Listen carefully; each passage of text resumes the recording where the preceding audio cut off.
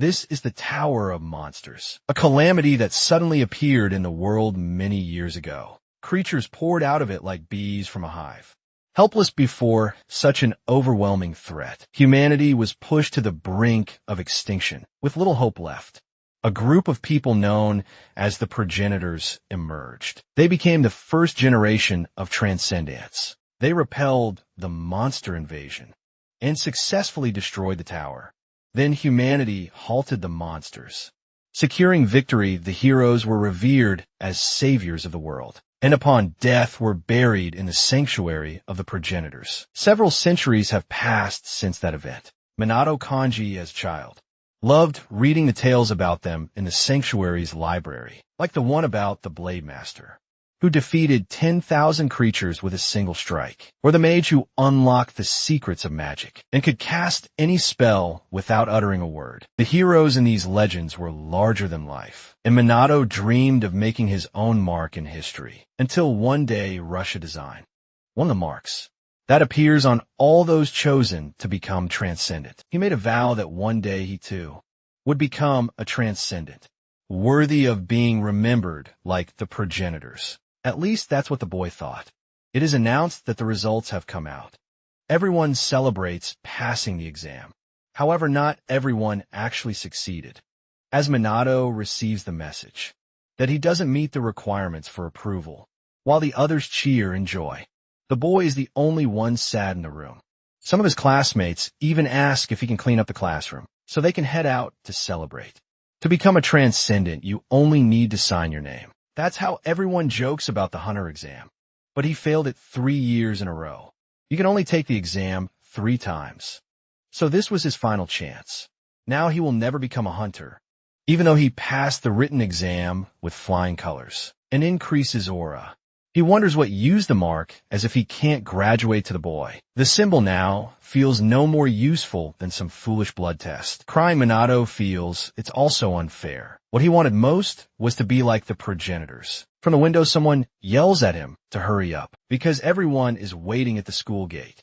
He's not very excited, especially because he believes it should be him that everyone is admiring. The girls can't help but stare. So handsome is the new prodigy, and even the boys are impressed. Everyone is talking about the rank hunter Kazuyazaki. Smiling, the young man apologizes for causing such a commotion. Minato's classmates are annoyed with him for taking so long and making the star of the moment wait.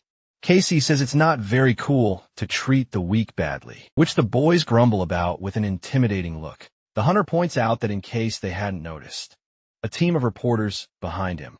One of the guys is amazed by the academy Casey graduated from and says he hopes the young man doesn't mind being followed around for the day. The man then asks what he thinks about using the photo of him slaying a dragon for the magazine cover, to which the hunter replies that it sounds like a good idea, though he doesn't think it looks that great. Right behind, Minato watches him. After all, the two entered together. But the other boy quickly became known as a genius, earning top scores in every subject. But that's not all. Casey is also the jerk who used to bully him. All throughout the time they were in the same class. Trembling, Minato wonders why he even has to be there while they're filming, as it's far too humiliating. One of the reporters asks who is next to him, and Hunter replies that he's an old friend, even though he doesn't know Minato's name, while another whispers something about him proudly. The school star claims the boy was always getting into trouble and came to him for advice, saying he used to take time out to help him. Even says he helped him financially, which Minato does not appreciate at all. After all, Casey always stole his money and never gave him a single cent. This has definitely been the worst year of his life. Meanwhile, the reporters praise the hunter, saying he's perfect both inside and out.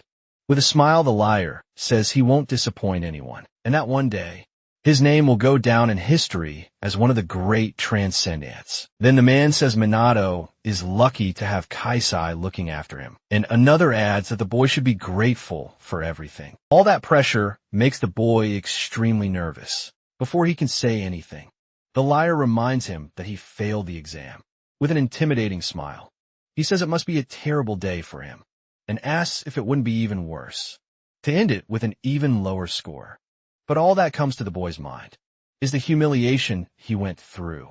During that year, Minato was shaking heavily under the bully's intimidation, with camera flashes in his face.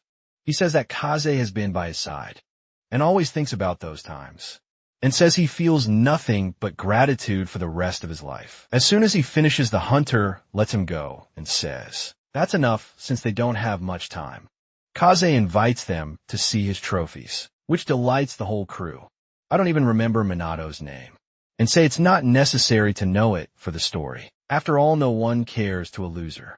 It doesn't matter how rotten someone is inside, as long as they become a hunter. Everyone looks at them, people remember their names crying. The boy wonders what his name will ever mean one day. Suddenly someone calls out to him, making him jump. The bully tells him to go to the shrine after school, which makes Minato panic, wondering what they want with him. With a fake smile, Casey asks if he doesn't want to retake the test. He explains that he spoke well of the boy to the Hunter Association. Surprised, Minato asks why, and the other responds that it's just to look like the nice guy. After all, the reporters are going to do one last shoot at the location. He says they'll talk more about it later. Always intimidating, Casey says he better be there. Still, Minato doesn't know if he should really trust him, even though he doesn't like the idea of being used to boost the hunter's image. This might be his chance to turn his life around. Thinking carefully about it, the boy starts to feel calmer, and he decides that this time he's going to pass. The superstar of the next generation of progenitors is making a vow to protect humanity from monsters. His image is flawless at the end of filming. The reporters thank Kaiser for letting them shoot all day, despite his busy schedule. The hunter waits until everyone has left. Then he enters the shrine for what awaits him. He asks his lackeys if they found the entrance. Smiling, the boys reveal they did what he asked, and the superstar tells them to go in and grab the stuff. Suddenly a voice comes from behind, asking what he thinks he's doing, not even trying to hide it. He openly admits to his treasure hunt. Minato objects saying it's robbery, and asks if he knows who's buried there. But the rank hunter asks, who even cares about that? With great force, he stomps the ground, sending rocks flying. The superstar says they're just a bunch of old moldy mummies, claims they can make a fortune selling the items, instead of letting them rot, and says he can't believe Minato actually believes in the progenitor nonsense. But those heroes were perfect, and once he wished to be like them. The boy remembers when he promised he'd be just like them. Thinking about it suddenly fills him with rage. He then charges forward to punch the bastard. But being perfect at everything, KZ dodges easily and finds an opening to punch Minato right in the stomach, making him vomit his own vital fluids. The superstar asks if the boy forgot who he's talking to. Shaken, the NATO thinks the blow he took could have killed him. His lackeys call out saying they found the items. The backpack is quite full of treasures, even while injured on the ground. Minato is very worried about it. Sensing an aura, the superstar asks if it's coming from the items, and already imagines living like royalty for the rest of their lives. He grabs the boy by the shirt and says he just needed someone dumb enough to fall for the lie about a new test, having heard the rumors about the boy. He first laughed, then realized he had found exactly what he was looking for. Casey already has the story. A failed loser, disappointed by not achieving his dream, decided to steal the treasure of his own heroes and vanished. The hunter even says it'll probably make front-page news, and the article will talk about the third-year student accused of stealing the treasures of the progenitor sanctuary. And according to the police, they already have a suspect. As he lets go of the boy, he asks once more what his name is. Minato is deeply scared and aware that these are likely the last moments of his life. But the superstar says his name doesn't matter anyway. Then the boy falls off the cliff, plunging into the water. He wonders if this is really how his life will end, and that probably no one will even remember him. Suddenly, orbs of light appear around him. They then transform into strange beings. Strangers debate whether the boy could be the vessel they have been waiting for. To fulfill their hopes, they finally introduce themselves, saying they're the spirits who rest in the progenitor's sanctuary. The boy's eyes widen at this revelation. He wonders what is going on, what all these lights and voices are, and if these really are the heroes. One of the spirits says that the mark he bears is the mark of the void, and though it holds no power of its own, it can contain any power within it. Then he asked Minato to choose a progenitor with whom to form a bond, explaining that each figure he sees is a supreme master of their domain, like mages, martial artists, sword masters, spear fighters, and summoners, and whoever he chooses will grant him a power far beyond anything he could imagine. Once again, the spirit asks what power he desires, and Minato knows exactly what he wants. Tired of bullies like Kazi, he no longer wants to live in a world where anyone can push him around. The boy wishes for the greatest strength possible, to erase all the humiliation he suffered throughout his life. The mage urges him to hurry and choose someone, and the loser boy decides he wants the power of all of them. The progenitors find his ambition extraordinary, though they fear it may not be possible, as even a strong vessel might not be able to contain them all. But taking initiative for the first time, at what he believes is the end of his life, Minato demands they be quiet. He doesn't want to hear excuses and commands, that he wants all of them within him. Suddenly, all the spirits are drawn into the mark on his hand. The progenitors are stunned by what's happening, some even calling the boy insolent, splitting their opinions. The magic circle beneath the boy's feet begins to shine. Casey is the first to notice that something's wrong. All the water begins rising where it's glowing. One of the henchmen opens an umbrella, preventing the surprised superstar from getting wet. Everyone looks on in awe at Minato levitating. Glowing with an aura, the boy lands in front of them, and he no longer has the gaze of the loser, who used to be bullied surprised.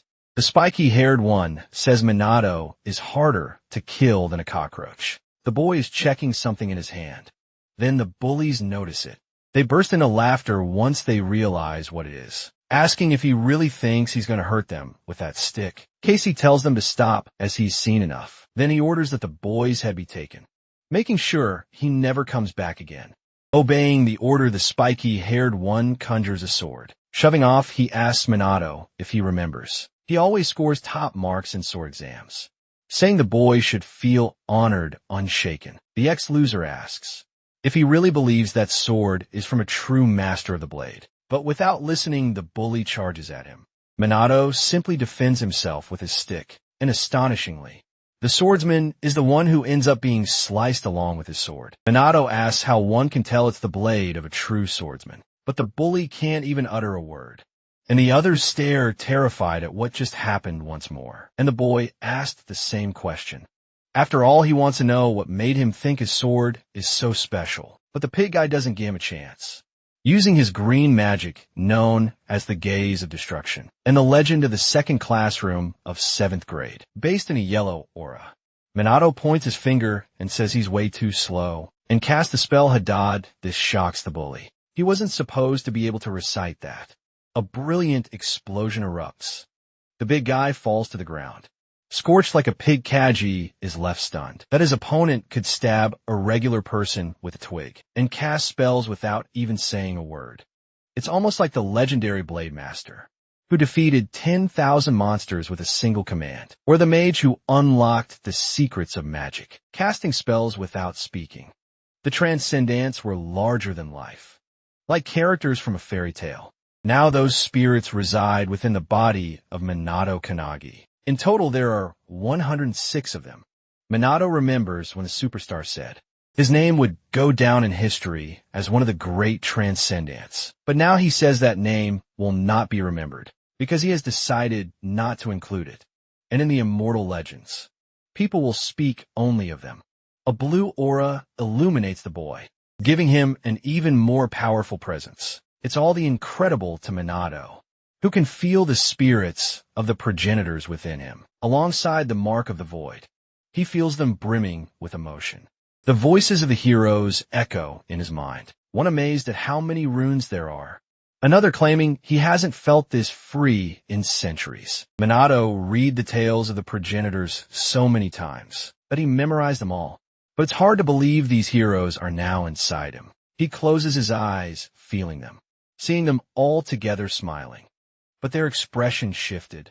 They must decide who will take control of the boy's body. Then the swordsman calls to him, Ryukuro Hinoki, who defeated 10,000 monsters with a single strike. The long-haired man smiles, saying it's a pleasure to know his reputation lives on, even after so many years after all. A legend never dies. He asks what the boy intends to do. Minato wonders if it's about the last bully, but the hero says no, pointing toward the real issue. The swordsman asks what he's going to do about that. Then the chosen one seems to awaken, finally understanding the situation. As he walks still nervous, Casey can't resist calling him a loser. The superstar draws his sword and asks how he dares to challenge him. A rank hunter saying he'll teach him a lesson, but he doesn't get the chance to finish. He gets punched straight in the face. The blow is so powerful it sends the bully flying. Without much emotion, Minato just wants him out of his way. A dark aura spills out from the backpack. The light grows even more intense. While Minato is still in awe, Raikuro smiles with pride. The city is in total chaos. A large three-headed black dog runs wild. The monster smashes through everything in its path with a loud growl. It stops in front of man.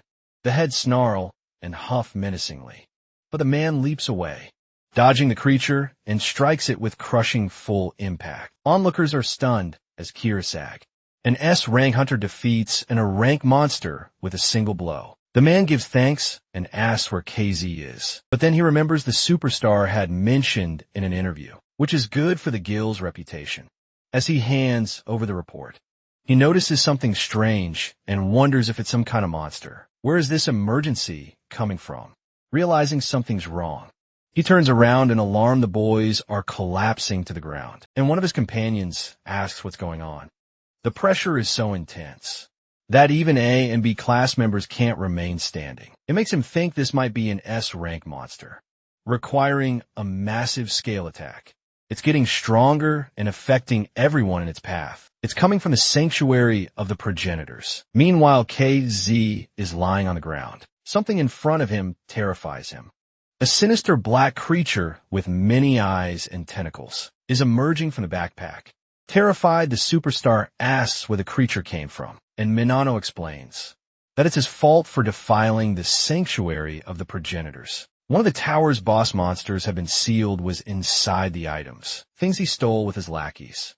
Ryukuro explains that some monsters manage to cheat death, using a hibernation ability. The dark thing before them is known as the Plague of Futility. It opens its dozens of eyes. Its rank is estimated to be S or even higher. The creature emits a toxic aura that wipes out people within a radius of several kilometers. Back in the day, it was as common as flies. Kazei says he's getting out of there, but the swordsman, Minato, warns him that making a move will make the monster target him. Nothing escapes those eyes. The creature launches its tentacle, making the superstar scream in terror. His sword is shattered. It doesn't seem possible. After all, he once defeated a dragon with that blade. The boy is infected by the monster's tentacle and has his life force drained. Indifferent Minato says he tried to warn him. Then Raikuro calls out and asks what the boy thinks about giving him full control of his body. The swordsman says he's seen him in action and knows what the Hinokisa sword can do, trying to tempt him while the others are busy settling. And Minato says he doesn't mind lending his body, and the long-haired man is relieved at how easy it is. However, the others won't let him get away with keeping the fresh young vessel all to himself. But the real surprise comes when the boy says he'll lend his body to all of them. He even says he's going to surpass them all, no matter what it takes to make that happen. He understands that he has to experience their full power for himself and asks them to show him everything they've got. Rinjiro is tired of this little brat stepping in and taking advantage of the situation. The swordsman says they may have bitten off more than they can chew. He projects his performance through Minato, as if he were a puppet master, and the boy is marionette, and they're ready to dominate the battle with swift spear movements. The monster is sliced, losing one of its tentacles. Unluckily for the boy, his stick was also damaged in the process, but there's no need to worry. As another master steps in using martial arts, Minato strikes the monster. Another tentacle is torn from the horrific many-eyed creature. Wasting no time, the boy grabs the branch from the ground, and another hero takes control of his body, followed by yet another spirit, not leaving a single progenitor out. With so many hits in a row, the creature is completely messed up, while the creature is out of sync. Minato grabs the backpack. But it's the archer's turn, and the battle isn't over yet. The arrow hits the monster, sending multiple beams of light piercing his body. Its green fluid even splashes onto the boy. Minato wipes his face and goes back on the attack, using a sequence of strikes from each master. With Raichiro, he grabs Kaisi's broken sword. The monster surprises him with its tentacles. But before they reach Minato, they freeze in midair this time.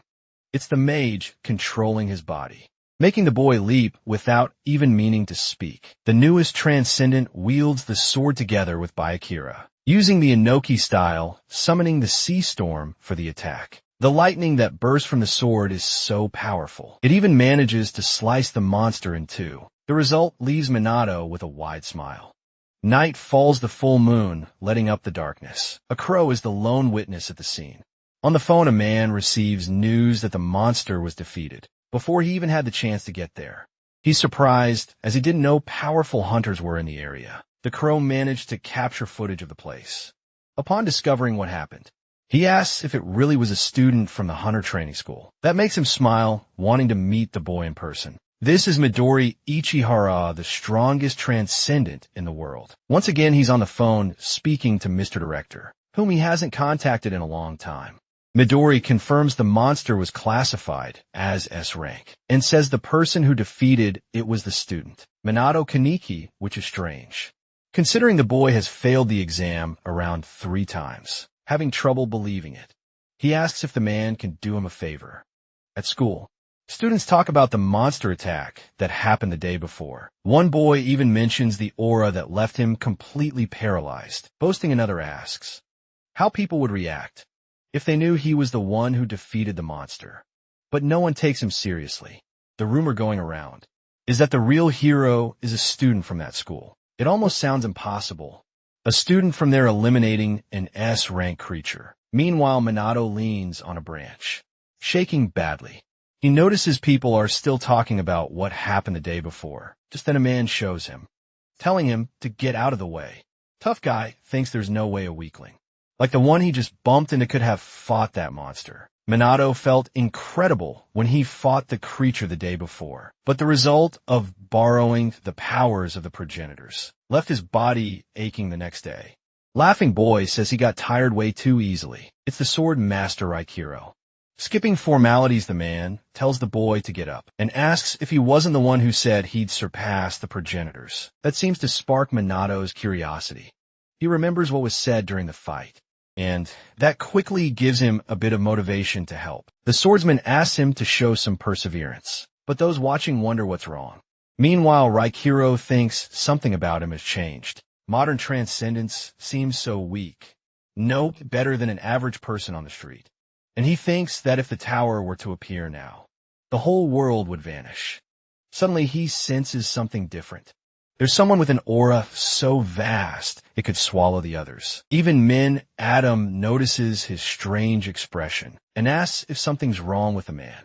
Denies that a man bursts out of the room, yelling for the boy to come in immediately, making the spirit vessel think he's about to be expelled from school. He knows everyone gets 3 chances to take the exam, with the last being the ordinary test. That gives any civilian a chance to become a hunter. But the man surprises him by telling him to go to the field. He's being tested again. The students who overhear this even comment. They're not sure that's allowed. Minato is in peak physical condition, but he intends to give his best in the 100-yard dash, where the average time is 3.6 seconds and the top score is 2.7. The big guy from earlier talks about the boy's reputation as a loser, who failed the test, and that his second chance is probably out. Of pity, a shot is fired, and Minato runs with everything he's got. He silences everyone by breaking the record with 1.2 seconds. The next test is a 1.8-mile run with an average time of 4 minutes, and the boy finishes in 1 minute and 17 seconds. He even surpasses expectations by doing 840 push UPS in 2 minutes. In a strength test, he bench presses 2,820 pounds. His records leave everyone shocked as he broke all previous ones, scoring twice as much. This makes them question if the boy is even human. He seems more like a beast. Meanwhile, Minato wonders if everything he just did was thanks to the progenitors. once again lending their powers. But Raikiri questions why they would help with something so absurd. After all, they were just watching. In the principal's office, they're tallying up the boys' scores.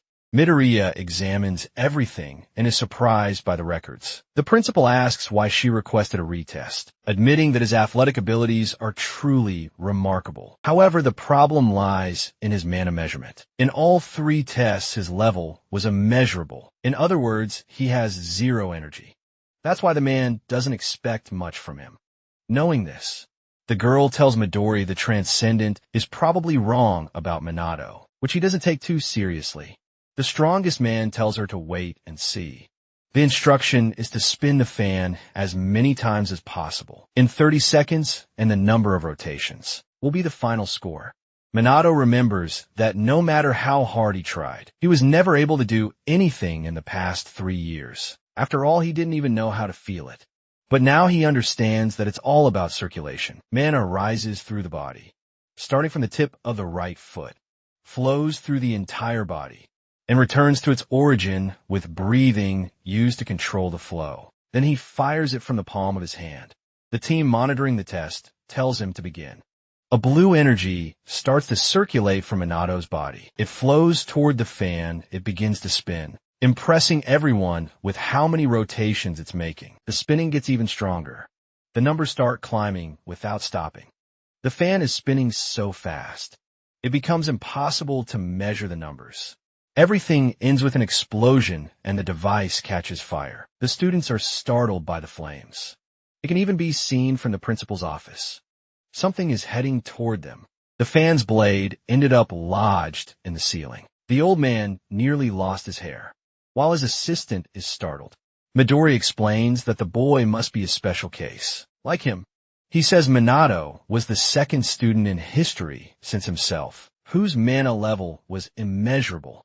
Not only is everyone around him shocked, even the boy himself is stunned by what just happened. In any case, the man congratulates him for successfully passing a hunter test, and he even broke all the new records. Minato looks at his hand, unable to believe any of it. Overcome with emotion, he can't believe all that power is inside him. But it's exactly as Raichiro expected. The moment he lent his body to the progenitors, his latent powers were awakened. Minato is not just an ordinary person with a mark of the void. For years, they have been waiting for someone like him. This boy will be the key to fulfilling their dreams. Suddenly, something catches the vessel's attention. A strong line appears, almost blinding him. Frightened, he asks the hero if it's some kind of explosion. However, this explains the powerful wave the swordsman felt that morning. With a smile, Midori appears. Realizing who it is leaves the boy completely shocked, and he wonders what the strongest transcendent in the world is doing there. The blonde man says he saw his performance during the test and congratulates Minato for passing. He says it's time for the bonus exam, called Try to Land a Hit on the Strongest Transcendent in the World. Minato's jaw nearly drops to the floor in shock. Midori, 23 years old, became a hunter just 9. And has been extremely active as a transcendent ever since, able to wipe out 1,000 monsters with one strike, and defeat weak hunters just with his aura. He nearly single-handedly resolved the pandemonium 10 years ago, the Kyushu crisis 5 years ago. A voice calls to him, leaving the boy even more terrified. With a wicked smile, Ryukura asks him to lend his body. Midori explains the only rule. All the boy needs to do is hit him within 1 minute. There's no penalty if he fails. But he warns that every 10 seconds he'll attack. And the strongest transcendence is not to worry, because I'll go easy, claiming he won't use any skills, but allowing Minato to use anything he wants. Blonde even brought a few weapons for him to choose from. The former loser is amazed and suspicious, wondering when the other prepared all this. He's confused about this bonus exam, and questioning whether he's really about to fight a famous person. For 1 whole minute, the boy asks if it's really okay to use a weapon. And Midori replies that his body is as strong as steel, demonstrating his strength. The strongest transcendent says he can break any blade used against him. Meanwhile, the hero begs to help with this. Ichiro is thrilled, nearly bouncing off the walls with excitement. Realizing not everyone is weak. Staminato realizes that his opponent is so powerful that even a progenitor is eager to fight. To be honest, he knows there's no way to defeat Midori. Thinking about all this is too much for the boy. In that case, there's only one thing to do. Students are hanging by the window, excited to see the duel about to begin. Meanwhile, the swordsman shouts for the boy to give him control of the body either way. Midori shows the timer on his phone, marking the start of the battle. The weapon Minato chooses is a sword. He runs and ready to strike. Raichiro is terrified that the kid is doing this alone, thinking it's completely unfair. The boy knows it's totally reckless, but he wants to become a legend someday. And for that, he has to experience the power of a true fight. Despite his effort, he doesn't even manage to touch the opponent. Dodging every attack, Midori asks what social media the boy uses, since videos of the fight will be online soon. The others are amazed by the blonde's defense. He's doing it all without even looking up from his phone. Meanwhile, Minato tries with all his might to land a hit to the strongest. Transcendent, the fight feels like child's play. The blade of the progenitor's vessel radiates mana, although Midori is doing well. One of the students is actually impressed with Minato. Many would be exhausted after so many attacks. The boy shows no sign of slowing down. He keeps relentlessly seeking an opening, attacking with a diagonal strike, a horizontal split, even a shin attack. An audacious move aimed at the throat. But no success, however.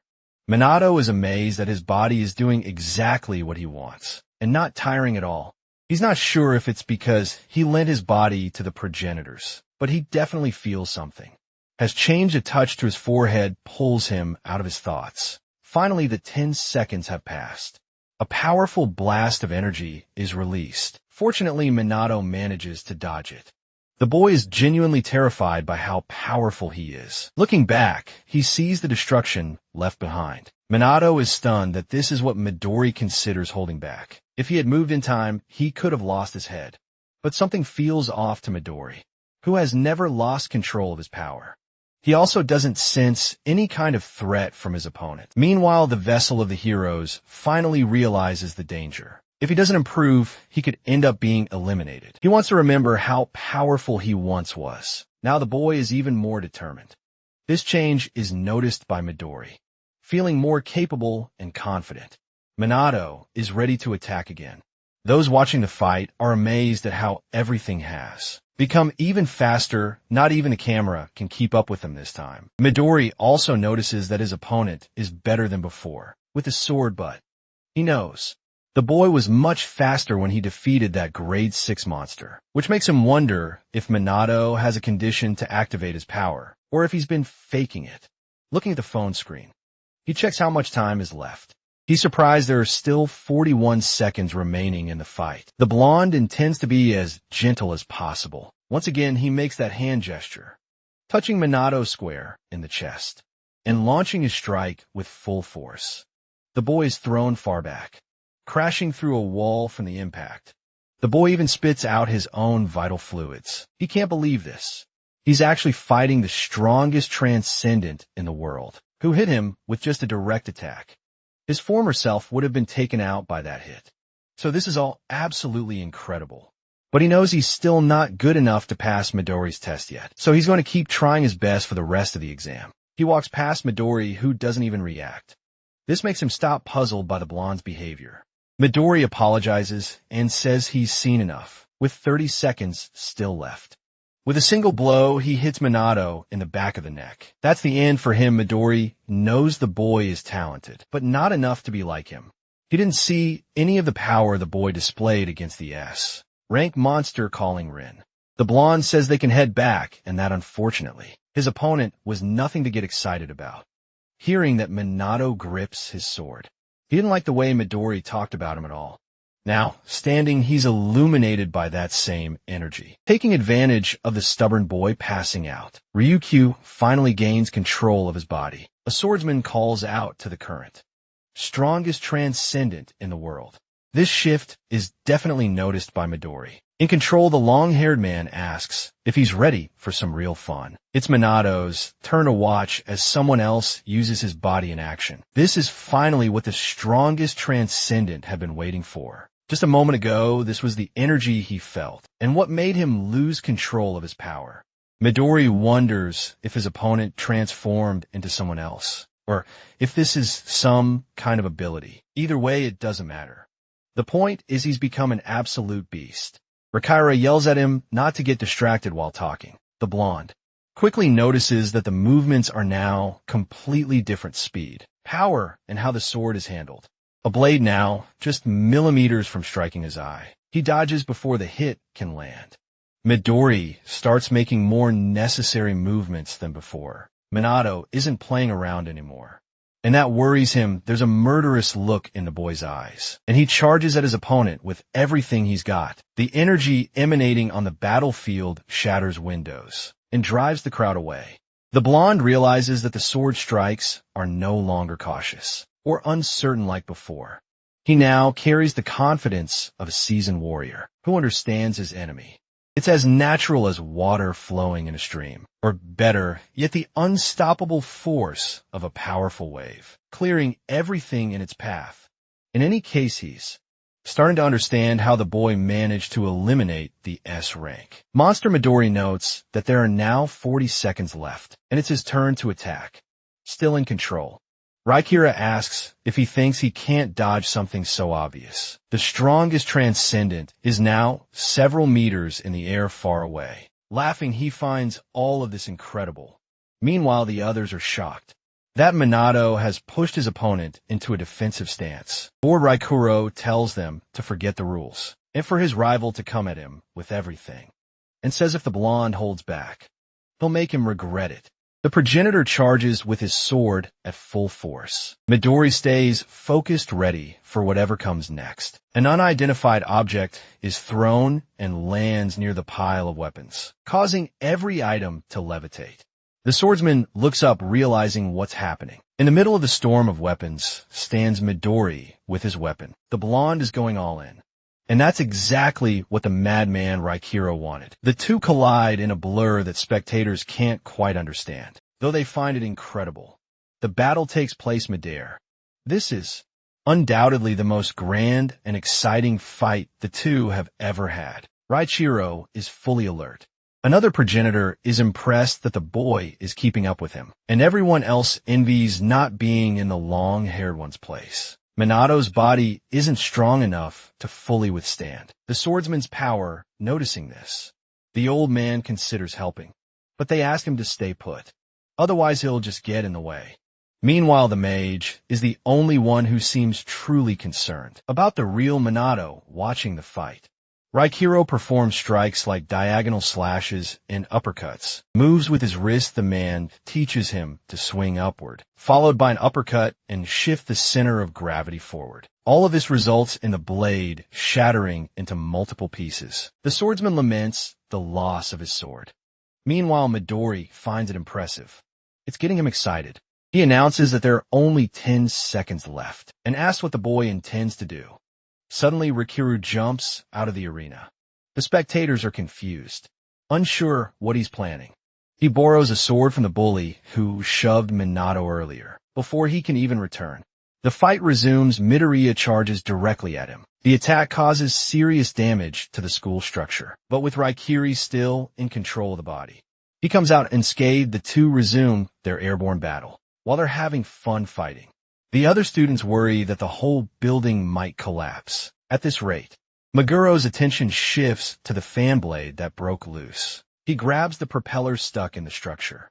His strength causes part of the object to crack. The swordsman watches carefully what he's doing, and while still in the air, the current top transcendent in the world grips the blade and takes aim. The best is yet to come. It's the Kanoki-style sword technique. Lightning splits the fan blade in multiple directions, turning the object into tiny cubes. Midori laughs, finding it the most amazing thing ever. But the sword right Cairo Baron also shatters. Now it's the blonde's turn. He has 60 seconds, and it's his time to strike. He aims directly at Minato's body.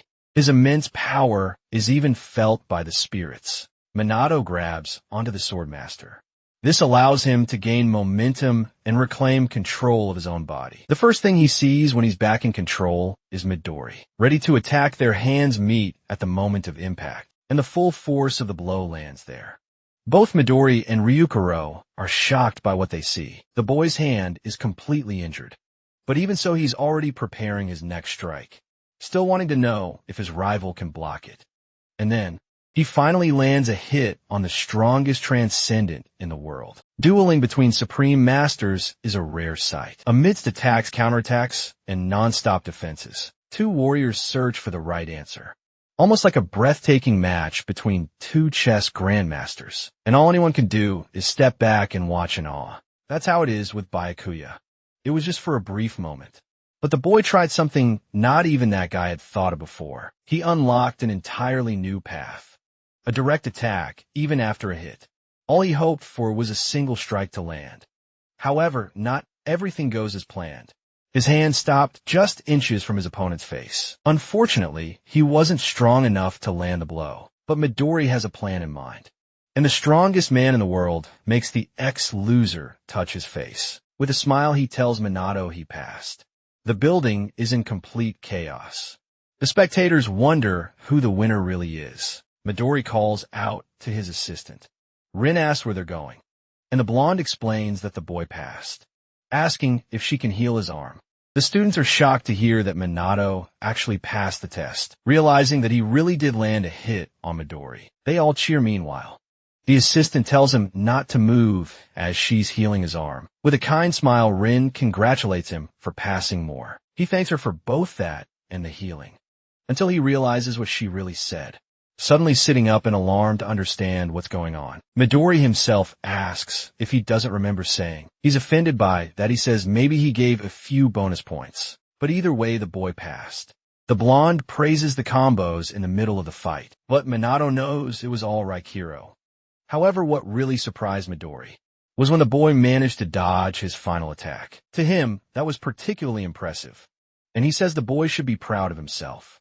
Impressed by the words, the host of the progenitors thanks him. There's something Minato wants to know, so if he asks if he gets anything for passing the test. Even Rin waits for the blonde's answer. Midori seems caught off guard by his own plan.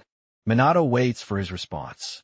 They look toward the destroyed room, and soon nightfall's dinner is being prepared in the kitchen. Minato's mother asks how many people will be eating with them. A bit nervous, he says he's not sure, but assures her at least one person will. In any case, the lady considers it a perfect day because he passed the exam and was observed by a very famous person. Very happy about these things, she prepares the food, a woman says. She always knew he could do great things if he committed himself. Feeling a little nervous about hosting someone famous, she says their home will look like a doghouse. But the boy denies that Midori would think that way. Finally, after finishing cleaning, the boy throws himself on the bed to rest, with a card in his hand. He remembers the day when Rin knocked Midori down for not telling her anything beforehand. Trying to ease the situation, the blonde asks Minato to confirm. He told her earlier that if he passed, the two would work together, but he denies it even in pain. The famous man says, there are too many curious eyes around for that scene. He asks if it's okay to go to his house at night, to better discuss the details. Subjects like the options he will offer and about the real enemy. And that last one is what Minato is worried about. After all, the progenitors destroyed the tower a long time ago. What the hunters have been doing is defeating monsters that escaped from a dimensional rift. He thought that was all and wonders if they do more than that. A voice calls Minato several times until it startles him. It's Raikira who called him. Everyone else is there too, which worries the body borrower, who asks if something is wrong. The swordsman says they have finished the discussion. Startled, Minato asks if they were deciding who will take care of his body. That's exactly what the discussion was about. Nervous, the boy waits for what he has to say. However, he stands up, saying he believes Midori has already arrived. When he gets downstairs, everything is dark and silent. Something catches the boy's attention. He yells for his mother, who is lying on the floor. Once again, the boy calls out to her. Minato rushes to reach her, sensing there is someone in the house. He notices it out of the corner of his eye. The person is messing with the food. grabbing some and putting it in their mouth. The figure complains that it's garbage. It tastes so bad. He tells Minato he's going to teach his mother a lesson, so she can learn to serve better quality meat to guests. The boy asks what was done to his mother, but the intruder tells him to watch what he says. Introducing himself as Goro Haitani, an S-rank hunter who is there to take him, and says he works with Midori. Then he tells the boy to hurry and grab his things, so they can go to headquarters. But at that moment, Minato only thinks of attacking him. He's struck violently by the man. With a wicked grin, Goro laughs. He asks if the boy really wants to fight. Minato looks at the mess in the kitchen, thinking immediately about how his mother is. He also remembers when he lost his father, and she promised she would take good care of her son. Also, when he suggested she get new shoes, and she said it was fine, telling him not to worry since she had bought a new pair. His mother wished him a good day in the morning, and promised to prepare his favorite food, tonkatsu, for dinner. Once again, Minato asks what the man did to her. Meanwhile, the others watch to write hero. This is perfect, though he thinks he's copying that idiot Midori. This fight is their chance to decide what they'll do with him, because Minato has no intention of ignoring this matter. With the same smile, Goro says the boy is very adorable. He raises his hand to strike, however. The boy remains in place, not intending to get out of the way, stopping his hand midair and with one move. He takes the man down. The old man is watching the fight. Despite his age, he still knows a few tricks. Everything feels so quiet until Goro is thrown out of the house. Minato rushes out after him. The man is startled, wondering if that move was some kind of hockey technique. Having seen the video of the fight with Midori, he thought the boy only had a powerful aura and sword skills. He has to admit the kid is stronger than a rank hunter like Kaiser. Impatient, Minato demands an answer to his question. The boy wants to know what he did to his mother. The woman appears to be affected by some strange substance, but Goro simply says that, judging by his tone, the boy must already know. He poisoned her for getting in the way and put her to sleep. He adds that if the brat is lucky, the woman might only have some mild side effects once she recovers. But Minato says he didn't understand any of that. Shocked, the lanky man asks what he means. Boy asks why he would hurt the family of someone who's supposed to be his comrade. That makes Goro laugh, as if he just heard the funniest joke in the world. Calling him an idiot, the man tries to land a blow, but the boy manages to dodge just in time. The man denies being anyone's comrade. He says he's just a polite, obedient puppet who will do whatever they say, and that the only way to make a weakling listen is to take someone important as a hostage. Minato keeps dodging the attacks, but in the middle of the fight, his foot is stepped on. That gives Goro the chance to land another hit. Then he pulls back, putting a good distance between them. The boy wonders what's really happening, feeling his face heat up. A purplish mark starts spreading across his cheek. Looking at the lanky man, he notices sharp blades and a strange liquid oozing from his fingers. It's his turn to taste the poison. He can create millions of different types within his body. If he wanted, he could flood a 5-kilometer radius with deadly gas. But he's not allowed to do that in crowded urban areas. The poison will kill Minato in exactly 1 minute, and the antidote will only be given if he agrees to join the guild. But all the boy can think about is the gas. And now he understands why people refer to beings like this as environmental disasters. In human form, the more time passes, the more the liquid spreads. He then asks if the Sovereign Apothecary warranty is inside him, apologizing to the woman for the trouble. The boy asks if she wouldn't mind giving him an antidote soon. Meanwhile, Goro asks who he's talking to, and if it's the fear of dying that's making him hallucinate. Minato asks if he remembers the Hakudo technique he used a minute ago. He says that was courtesy of Himakoto. The Hand of God, the older man, realizes that just as he thought, the boy copied his technique after seeing it only once. Then there's the Bane of Hordes from Raikiro Hinoki, as well as the Blue Death Spear from Kulki Shimamulgif, the wielder of many bows. He's read the stories of the progenitors so many times that he memorized everything. It's been his greatest life wish to be like them, and now he reveals they're inside him. This catches Goro off guard. Try to understand, Minato says. In other words, there's no reason to be afraid of him. That seems to irritate the lanky man. He says that if fear doesn't affect him, then he'll use pain. He says the next poison will make the boy beg for his suffering to end. His liquid spreads into the air, killing the living leaves of a nearby tree. Gore says that if he surrenders, he'll at least get the serum, though it won't restore his mind. After it's broken by excruciating pain, Minato is cornered and defenseless, but he doesn't seem to fear any harm. An aura lights up his body, and he strikes his opponent with the legendary fist of Taquan, hitting the man square in the chest and making him spit up his own vital fluid. The hero watches the fight impressed. Goro, on the other hand, is sent flying, but Minato isn't finished with him yet. This time he uses the Shining Foot, a technique from the progenitor Eiler's son, who watches the fight amazed. The man is kicked so hard that his feet tear up the asphalt beneath him. Minato keeps advancing toward him. In one last attempt, Gore tries to poison him, but the boy simply breaks his blades, then lands the Carlisle Beak Strike, followed by Rowan's Dragon Claw, leaving the strange pink progenitor impressed. Grabbing him, the boy uses the U-Pruder, this time a technique from Lilac. That move sends a man spinning into the air like a top. Goro has no idea what just happened. After all, when he attacks someone with his poison, they usually become terrified and disoriented from fear, as it damages the neural system, leaving them unable to move. He wonders how it was possible to break free from that. Now it's the Mage of Truth's turn. Minato's finger lights up with golden lightning, and he casts Molestus Silentius.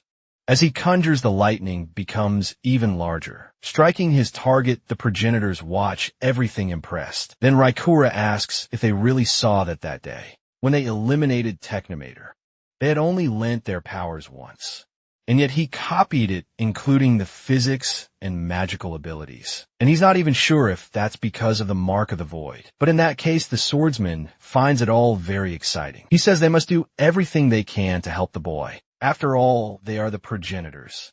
If they work together and teach him everything, Minato could become the greatest transcendent that has ever existed. They know that right now. 15 other guilds are on their way to recruit the boy who fought Minori, Ichihara, so they don't want to be too late. Suddenly, the blonde appears, surprising them by mentioning how many are after Minato, smiling. The strongest transcendent asks if it's really 15. In that case, he declares, they're the last. The guy is caught off guard by Minori's blast. A shot sends the opponent crashing to the ground. On the phone, he speaks with Rin. She reports she's arrived at the scene, and thankfully doesn't sense any transcendence in the area. But there's something that catches her attention. The assistant says someone has already beaten them there, because Goro Haitani, an S-rank hunter and poison user, is lying near Minato's house. Man is on the ground, and judging by his face, he doesn't look good. Hearing this makes Midori laugh. He says it's amazing, and that he knew the boy had something special inside, but still can't believe he defeated an S rank. The blonde asks if he's injured or poisoned, but the boy claims he's fine. His mother is lying on the couch. Minato says she's fine too. Hearing all this, Raikuro says that if it weren't for quarantine, he and his mother would already be wandering the depths of the underworld, surprised that it took her only 5 seconds to remove the poison. The woman confesses to having extracted a little of Goro's serum, and Dori apologizes for the delay and says many guilds are after him. After watching the video of the fight, Minato asks if Goro lied about them being partners, and the blonde says many use that tactic to manipulate others. The strongest transcendent asks his assistant if she's done, and she confirms Run has restored the walls and the fence. With that, he declares they should come in and talk. Midora says they need to have a conversation about Minato's future. A new day begins. His mother asks if he's packed everything, and he confirms she's still worried about his future. The night before, Midori said he wanted to recruit Minato. With a smile, the blonde said, the boy has great potential, and with his guidance he'll become an excellent hunter. That excites the progenitor's vessel, who says he was discovered as a talent by Midori Ichihara, but that only brought his mother to tears.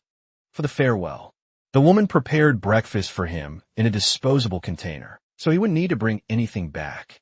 Minato's expression is somber. She asked if her son would be exposed to many dangers. Being completely honest, Midori confirms her suspicion. The woman says her son has always admired the legendary progenitors, and that this has been his main motivation to become a hunter. feeling deeply honored to have raised him as a mother. She's also worried for his safety. Midori says this job involves countless dangers, some impossible to predict. But he assures her he will train Minato to be a powerful and skilled warrior. Like the progenitors, he always looks up to the mother's eyes filled with emotion. Then she thanks him for what he's doing for her son. In the car, Rin asks if he's sure he can keep that promise. After all, no one can predict the future through the rear-view mirror.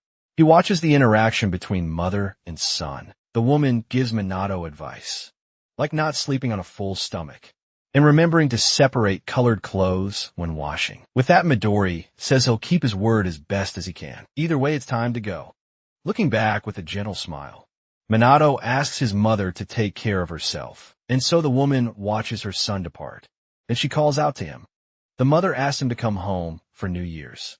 Teary eyes, he looks back at her. At last, Minato sets off a new phase of his life. But then Midori asks if he's really ready to go. And the boy confirms the vessel of the progenitor says that if he looks at his mother one more time, he might be afraid of changing his mind. Since it's a long trip, the blonde tells him to relax, either by eating something or getting some sleep. Minato looks at the bag his mother gave him. Inside is his packed lunch. He opens the container, holding his food. His eyes shine with emotion. His favorite meal on top of that. His mother wrote him a note wishing him good luck. Remembering everything they've been through together, he thanks her for everything. While eating, the boy cries, moved by how delicious the food is. Rin seems like a serious and indifferent person. Meanwhile, Midori relaxes in the passenger seat, and so each of them enjoys the trip. It's quite sunny in the mountains. Looking out the window, Minato asks what place this is. With a smile, Midoriya welcomes him. This is a special state agency to which very few transcendants belong. It's called the Counter Prophecy Unit, or CPU, and once again, he welcomes him to the headquarters. Renato gets curious about the name of the place. From a window, someone watches them. The man announces that the new arrival has finally come. It's the new person now joining them. The woman with the teacup asks if they have a new teammate. The boy says it's always exciting to have fresh blood. The redhead just wants to see for himself if this person will truly become a partner to them, because only time will tell if he's truly worthy of belonging to the Counter Prophecy Unit. This is Minato's new challenge. Curious, the boy asks more about the place. He apologizes for asking so many questions and says it's because he doesn't really know what it means. He thought he'd be joining the same guild the blonde is part of. First, Rin apologizes for not explaining it earlier, since it's a state secret. They couldn't tell his mother anything. Midori advises him to put his things in the dormitory, and the assistant even offers to carry them. But Minato declines suddenly. A boy appears mid-air, offering to show him the way. He goes straight in for an attack on the progenitor vessel, and is surprised to have his strike blocked. Minato thinks his opponent is strong. The strange boy makes another leap away and lands on the ground. With mastery, he introduces himself as Hikitaro Hanada, member of the CPU. Watching the interaction, Midori asks the woman to serve some tea, all just to enjoy the fight. Minato says they're part of the same guild, so he asks why he's doing this. The answer is that this is the best way to teach him about the place, and also a chance to test his skills. The dark-haired boy remains on defense, and Hikitaro continues his attacks. Minato blocks the kick, but still feels the force of the impact. The blonde asks if he'd like to know how the Counter Prophecy Unit was formed. Meanwhile, the other is amazed that he can fight while talking. Hipporero asks him for his name. Minato then introduces himself. Meanwhile, Midori calmly sips his tea. He remembers the boy passing the hunter exam, then the bonus test after that. He was tested by an S-rank hunter, and now he's being tested at headquarters. It makes it seem like the boy was born to be tested, and Rin says she doesn't think there's a cure for that. The one reminds Midori that it was he who brought the boy in the middle of the fight. Hikitaro asks what hunters do, and Minato replies that their job is to quickly eliminate monsters that escape from dimensional rifts. The correct answer makes the blonde smile. To add to that, he says they're a kind of exterminator. The next question is about other calamities. That kind of confuses the progenitor vessel. So the blonde kid explains that from time to time, There are calamities so terrible that dimensional rifts don't even compare. Like the pandemonium incident that occurred 10 years ago, or the Kyushu outbreak 5 years ago. Surprise. Minato says he thought those were caused by major dimensional rifts. Near lose is an Ihiko Taro hasn't forgotten that. They're still in a duel. He says that's what's taught in training schools, and also what civilians believe. But that's not the whole story. Before revealing the truth, he uses the chance to launch another attack. Things are a bit different than what's told. Meanwhile, everything shakes from the impact. The tree the other boy was using for cover is destroyed by the kick. These situations were actually invasions from another dimension, a kind of extreme crisis. On the same level as the monster tower that appeared 300 years ago, this leaves Minato completely shocked. And the worst part is that these creatures still haven't given up on their invasion. Someone from that other dimension has been watching everyone, waiting for an opportunity to strike. For some reason, Transcendents are weaker compared to the time of the tower, and only a small number are as powerful as the progenitors, and that's why they're here. Those with the ability to see and predict the future do their best to anticipate any possible calamities. A small group of elite fighters does everything they can to prevent them, and that's where they come in. The CPU quite proud. Midori watches their conversation. But Minato still wants to make sure he understood it correctly, saying that the CPU is an organization that fights against prophecies. Hectoro confirms saying that. None of the others were able to block so many kicks in a row. With a big smile, he says it's a great pleasure to meet him and welcomes him. Midori enjoys watching the scene. Suddenly the kicking boy calls everyone's attention, announcing that the dark-haired one passed his test. Something had been watching them all along. It's the other transcendent from the CPU, but Nicotero asks them if Minato is one of them. Now they disappear without a word, surprising even Midori, the kicking boy, then says that maybe they'll have to test the progenitor's vessel themselves with that. He decides to show him around, while carrying his suitcase to the dormitory. It doesn't take long for night to fall. Minato was in his private room. He thinks about how, whenever there's a prophecy of a global threat, the CPU's job is to fight and make sure it doesn't come true. He wonders if one day there will be a calamity as terrible as that tower that required all the progenitors to bring it down, and whether he'll be strong enough to fight it. Suddenly, he realizes he's starting to worry about this when Raichiro appears, saying the best thing is to train a lot. This catches the boy completely off guard. Not only is the swordsman there, but also other notable heroes. He says he didn't get the chance to tell him earlier, because things kept happening.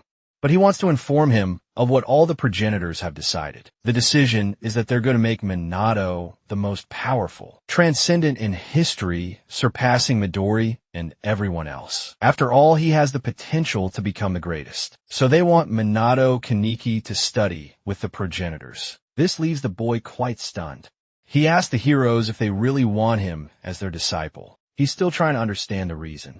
After all, he thought all they wanted was to take over his body. Raichiro says he wouldn't mind that. But in that case, they'd all have to fight over it. And Minato asked them not to fight because of him. The swordsman reveals that this was indeed their original intention. But seeing him in action changed their minds. They found a better idea than using his body. And everyone seems satisfied with the new plan. They thought it would be more interesting to train him. Richiro asks if he remembers the poison user he defeated, even though he had only seen some of his techniques once. The boy managed to copy them perfectly, though the techniques were nowhere near as precise as when the progenitors used them. At the very least, he won the fight. Raichiro asks if he has any idea how impressive that was. His mouth's sure if it's because of the mark of the void, but the swordsman believes. The boy's greatest talent is absorbing other people's abilities, and that makes him better than the progenitors. The moment Minato heard Raichiro say that, he couldn't stop himself from crying. His memories went back to his exams, when they said he might be hopeless and how many laughed at him, asking what he was trying to do. No one ever believed in him.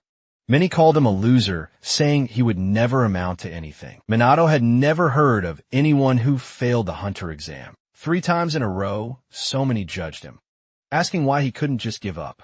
Or that day, when reporters said knowing who he was didn't matter. Even KC, who tried to eliminate him, didn't even know his name. No one ever wondered if he had a future. But then Minato met them, and Midori told his mother that he has great potential. Raikiro also said he had the ability to become the greatest transcendent in the world because of everything that has happened to him.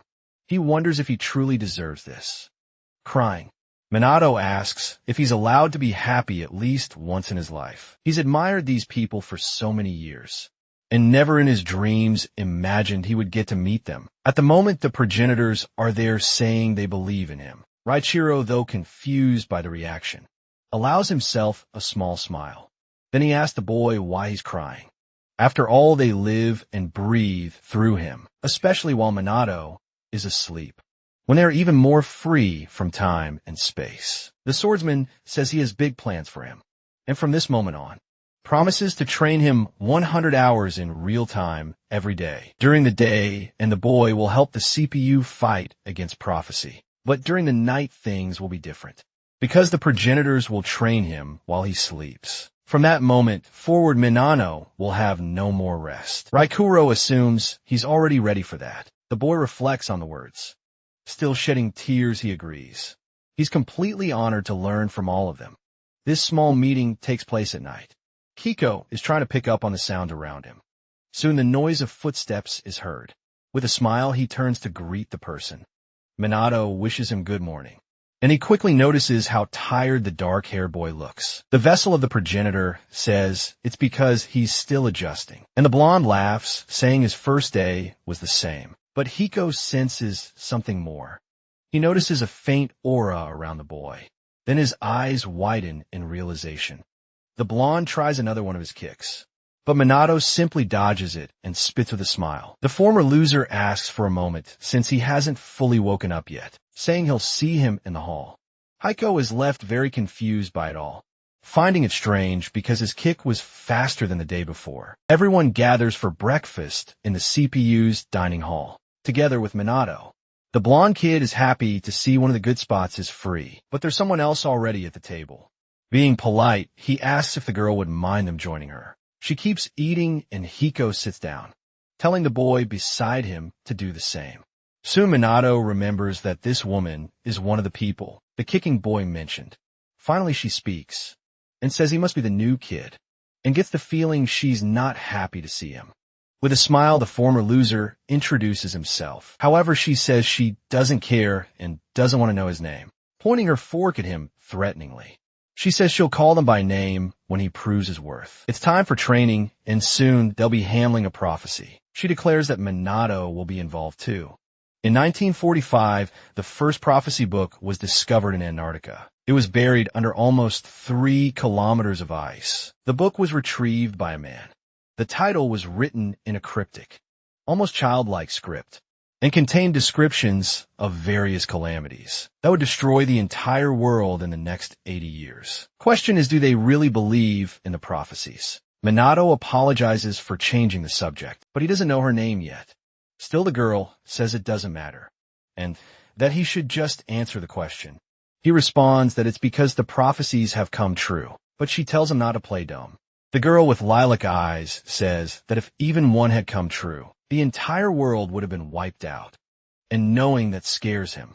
Desperate Minato asks the blonde how many prophecies exist. Smiling Hiko says about 200, which scares him even more, and he asks if that means the world could end at any moment. To reassure him, Midori reveals that the CPU has managed to stop about 180 of them. The vessel of the progenitors returns to the topic of people believing in prophecy. The lilac-eyed girl brings up the explorer, who discovered the Book of Doom.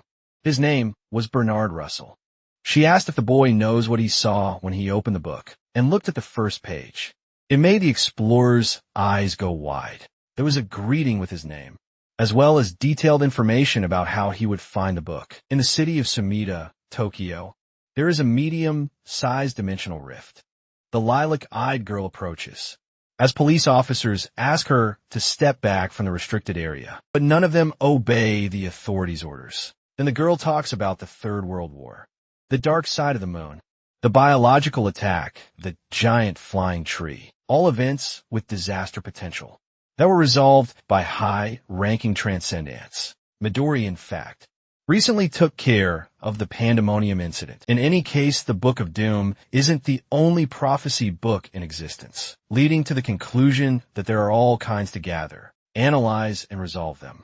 The counter-prophecy unit was created and exists to this very day. There's a job system with 4 risk levels, starting from level 1, which covers local neighborhood threats, up to emergency level involving global annihilation. Minato asks if they're going to the rift to stop another prophecy, and the girl confirms, saying it's normal for CPU members. Sensing their approach, the man in the suit alerts Karasagi, and Yu believes these unknown people are just civilians. The man tells them to stay back due to the gravity of the situation. The girl quickly explains. They're dealing with a level 3 prophecy of medium size. She says it's written in the Golden Poetry Anthology, a third-class prophecy book. Then the girl says as the rift opens. This leaves everyone startled, not understanding what's happening.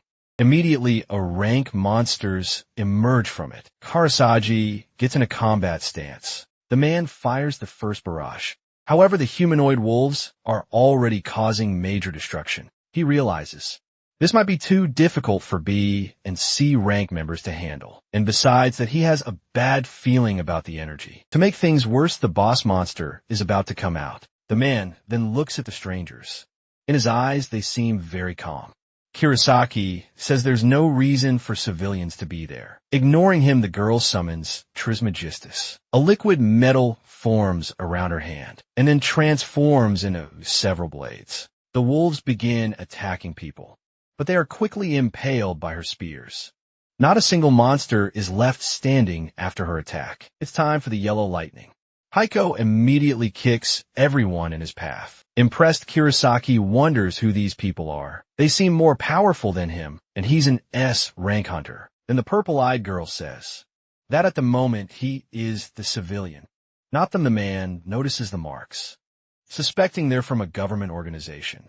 Suddenly, huge claws and even more terrifying eyes than those of the smaller evil wolves emerge from the rift. Even they realize this is a big problem. This creature is at least an S-ranked monster. It's the wild beast Giliorenal. As they charge forward, Karasagi, terrified, tells them to be careful. Each one attacks the monster from a different side. However, Heiko realizes his kicks aren't working on the creature. He believes it's wearing armor resistant to physical attacks. Giliorenal targets the girl. She uses her liquid to shield herself. Suddenly, Minato appears in front of her. The boy is surrounded by that powerful aura, and he uses only his hand to stop the giant wolf. The creature tries to push through with brute force, but every attempt to advance just causes damage to its armor. A powerful explosion occurs. The scene of the fight leaves everyone amazed. It was a close-range strike, and Heiko says that's pretty much how it's done. The blonde boy wonders how Minato managed to defeat an S-rank monster with just one blow, even though he sensed something different that morning. Then he realizes the boy has become almost unbelievably stronger than the day before. But the purple-eyed girl breaks the mood and tells Minato he could have said what he was going to do first. The boy knows that when facing a physically resistant opponent, one must gather energy and destroy them from the inside. He learned this technique the night before with Takwon, the legendary fist. Fist strike is the most basic type of punch technique. Minato still can't believe it came in handy so soon. Stopping his thoughts, he turns to the girl. Then he asked if she wouldn't mind sharing her name now, saying it's easier to ask for help when they're inside. And she introduces herself to the new guy as Akon Shinomiya. Without wasting time, Hiko continues his kicks. The other wolves suffer from the liquid, expelled by the purple-eyed girl. She then uses Mercurius Reject. Seeing the devastation, the blonde boy says Minato was right. Akane agrees too, realizing that attacking the creatures from the inside is more effective. Then she calls the new guy. It's time to end it. Kirasagi thinks this is madness. After all, inside the rift is another dimension, and he thinks it's the kind of decision only a fool would make. But Minato immediately agrees with the idea, and they enter that broken fragment of another world. The man stays frozen, looking like a fool. He's never seen anyone like those three. assuming they really are part of a secret organization. He heard rumors about more giant wolves appeared to attack. AK notices they're the same as the ones that came out of the rift. She's tired of dealing with these things. She fires her Mercury in all directions, transforming it into spears. Watching that, Minato is impressed by the girl's abilities, and the blonde boy explains that she's stronger when it comes to wide area damage attacks. An even bigger armored wolf appears. She calls for Hiko, who quickly comes to lend a hand. Before the monster can land an attack, he leaps the boy, even teases it, saying he's up on the ceiling. Hiko is very agile with his rapid shots. This whole scene leaves Minato impressed. But now it's his turn to play too. Just like the kicking boy, he mimics his moves. And the blonde kid is happy his friend can copy his techniques. There's so much to do, and they run without wasting time. Unfortunately, Akini can't see what's ahead, which means they'll soon face something bigger. Something makes the progenitor vessel feel confused. He wants to know what this large empty room is. Suddenly something is approaching. Drawing their attention, just the footsteps make the ground shake. Minato shouts that the thing is huge and terrifying, and Hiko believes it's the boss. The monster roars loudly.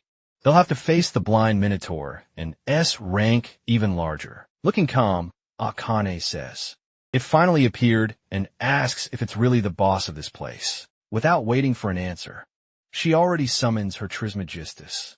A circle forms around the giant Minotaur. Blades begin to emerge from the light. It's her powerful El Dorado. She has a rule.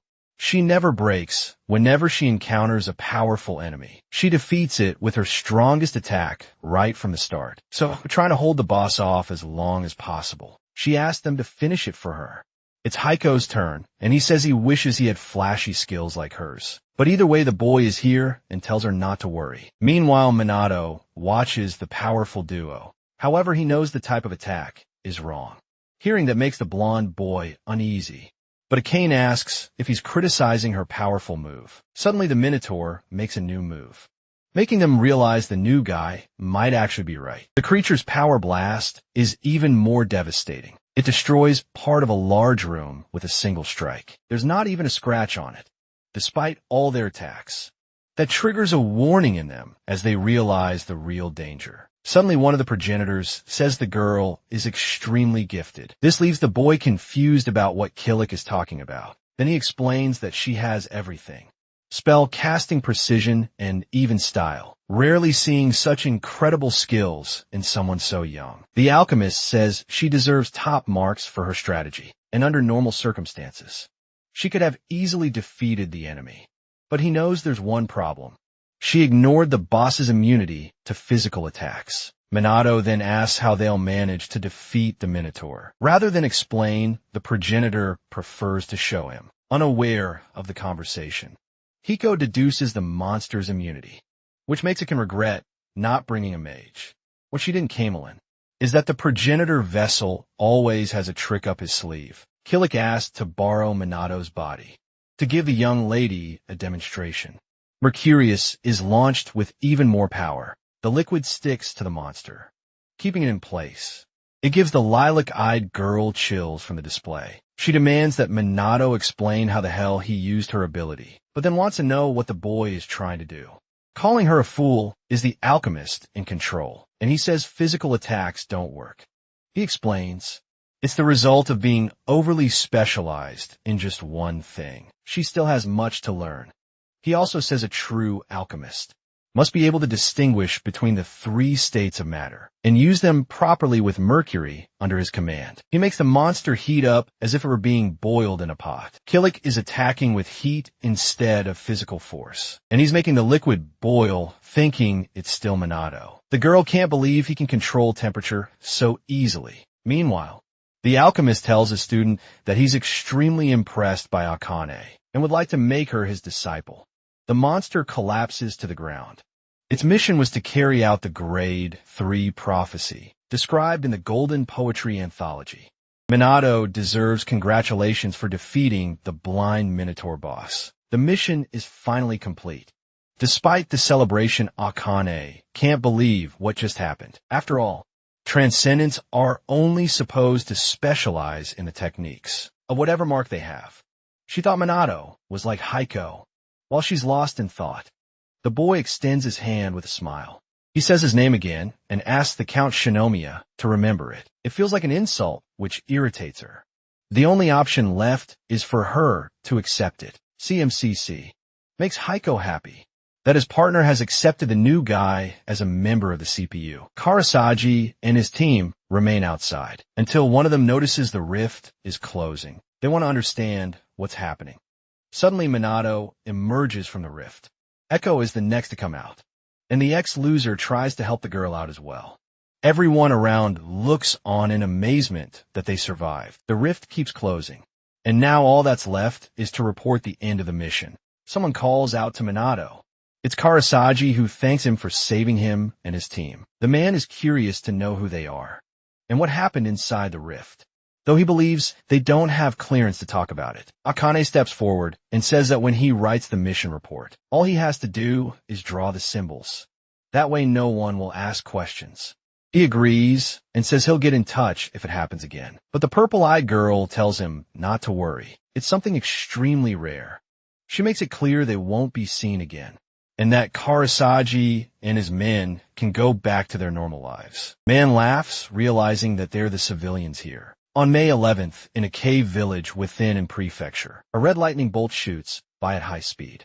Something very strange is happening there. Back at the CPU headquarters, Akane mentions they need to write the report, but Hiko informs them they've been summoned to the research lab. Arriving at conference room 3, it appears empty. I notice something feels off. There are 2 people in the room, and the redhead calls out to Akan. He wants to know why they took so long. After all, it was just a level 3 mission. Minato quickly remembers. He was one of the members observing him that day.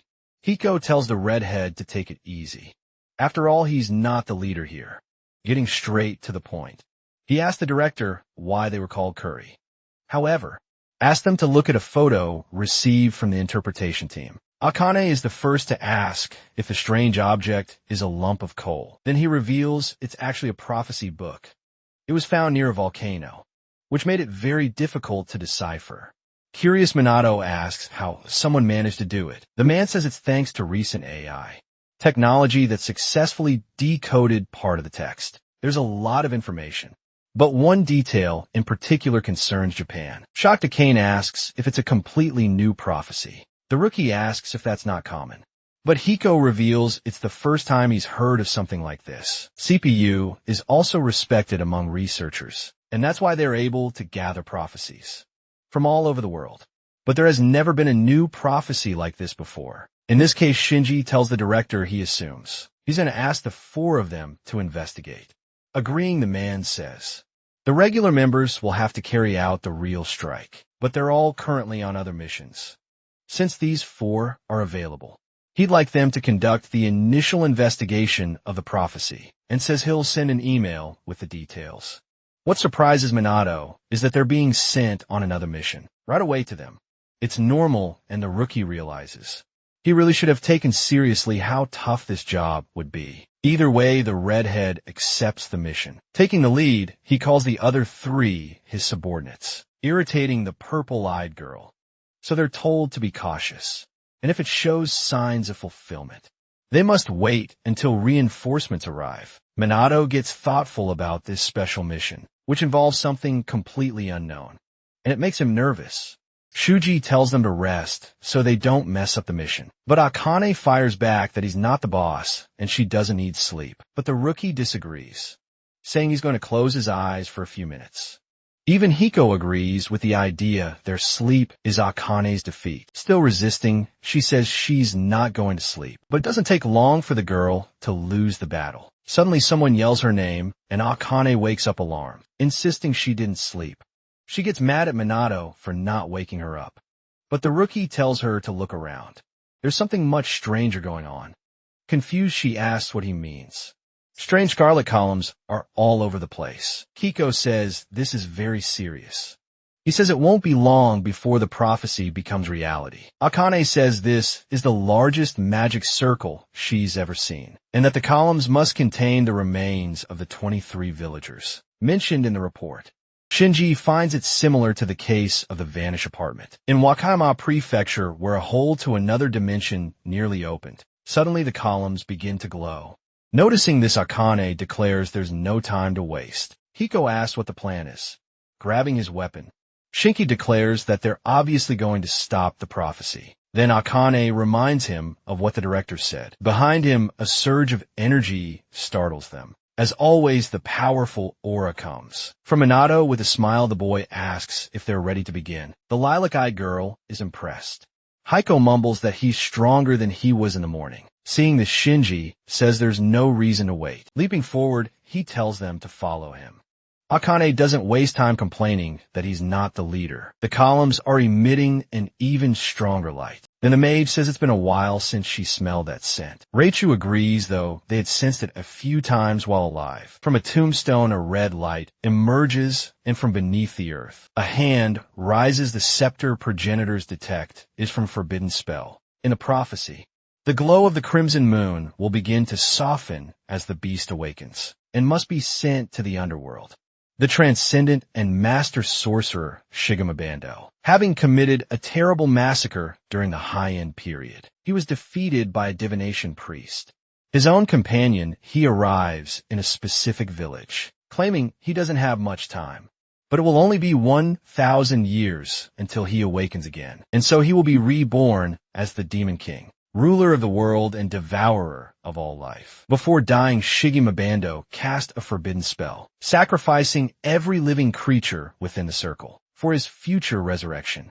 This mission is to stop the new prophecy recorded in the Book of Hell. With an anonymous grade, the new boss is Shigema Bando. A sorcerer says he didn't expect to be resurrected with so little power, so he needs more sacrifices. Realizing the place is darker than it was 1,000 years ago, still he senses fresh prey nearby. He activates the Circle of Doom, causing a powerful blast wave. Worried, Minato calls out to his companions. Hiko tells him not to worry about the other two. It's the new guy who warns them about the danger beneath. Neither of them had noticed before, but from a magic circle, hands are emerging, capturing them with the snare of the dead ability trapped. They wonder how the enemy is able to use so many abilities in a row, without any delay. Sorcerer is powerful, and it's going to be hard to defeat him. Out of the corner of his eye, Shigemura notices something. Minato tries to strike him, but he dodges quickly. The boy attempts the same attack as Hiko, but fails, and the sorcerer says he sees talent in him, but claims it hasn't been properly developed, and traps the boy in his circle. A strong flash of light begins.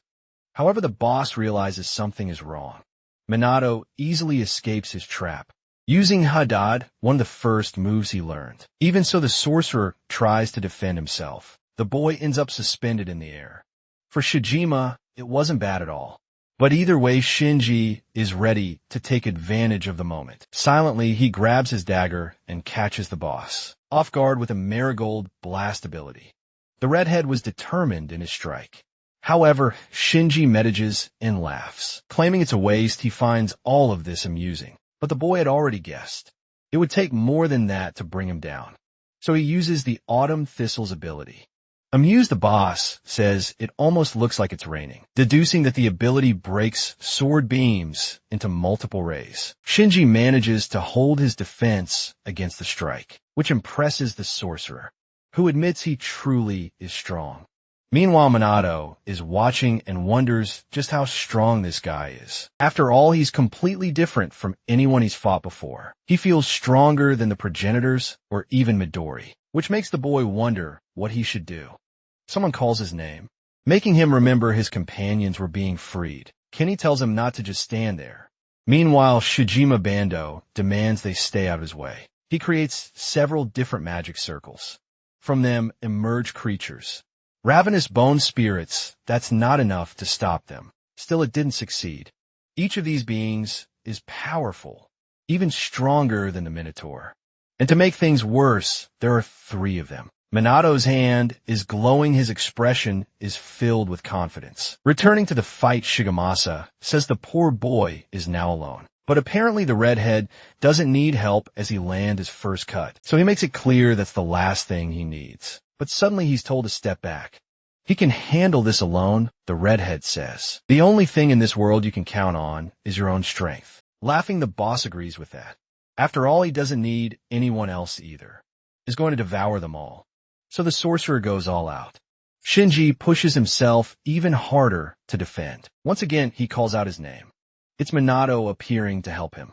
The mark of the void shines even brighter. Shigemaru wonders what the boy is doing there, and what happened to his bone spirits, while the other two are still being fought. Half of the third one doesn't even exist anymore. He actually defeated the thing. And on top of that, he manages to punch the boss. His strike is truly powerful. Even Shinji is surprised, and the boy tells him not to fight alone. The sorcerer tastes his own liquid. Minato remembers that. They all need to work together to defeat the boss. The full moon lights up the battle. Shinji looks at him stunned. Not even Hiko and Akane manage to take down the monsters that quickly. Their battles are still ongoing. So the redhead wonders how the boy pulled that off. But regardless, he doesn't intend to fight alongside anyone. Shinji says he doesn't need help from anyone. He plans to take down the bastard on his own. Shigemura thinks that's perfect. The sorcerer will play with him one-on-one. Shinji manages to dodge just in time. The sorcerer launches his apocalyptic flash. As a result, Minato is thrown far away, and Shigemura laughs gleefully at that. At that moment, Shinji takes the opportunity to strike again. Part of the area is devastated by the boss's power, and Minato appears to have taken a lot of damage. He's still recovering from what happened. Suddenly, he's in another place and asks why. Rikairo explains that he blacked out for a moment, so they took the opportunity to summon him. Minato tries to say something, but is stopped by the pain. Either way, it's not time for talk. He wants to return to the battle, but they want the boy to stop. That takes him by surprise. Outside, the fight continues. Shajima confesses that he and the redhead think the same way, which worries Shurjin, because he knows he's not strong enough to defeat him. And the sorcerer says he's right not to drag anyone else into it. That's why he'll devour them alone. The boss unleashes even more powerful attacks. This becomes harder for the swordsman. He tries to enhance his blade, then attempts another strike against the opponent. Shigemasa says he hasn't had this much fun in centuries. Shinji is giving it everything he's got. Meanwhile, Ryukuro explains that the redhead is above Hiko in a canon, but still nothing like the sorcerer. That's why the boy has no chance at the moment.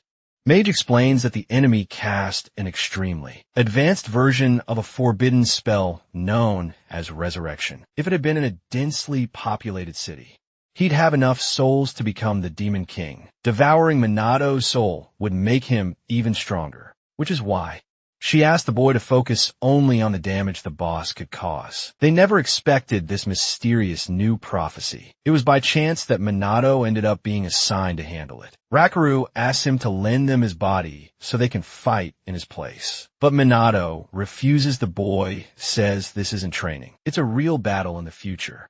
He believes there's no guarantee.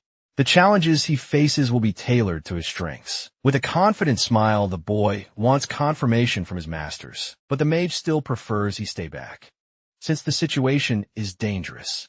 Raichiro's laughter ends up breaking his companion's resolve, because he knows the boy is right. After all, his goal is to surpass all the progenitors. So the swordsman shows his support, and asks his apprentice to give it his all. Raichiro advises him to use everything he's learned, and stop the sorcerer at all costs. And Minato promises he'll do just that. The boy turns to face the progenitors. Then he promises not to disappoint his masters. He runs off excited to return to the fight.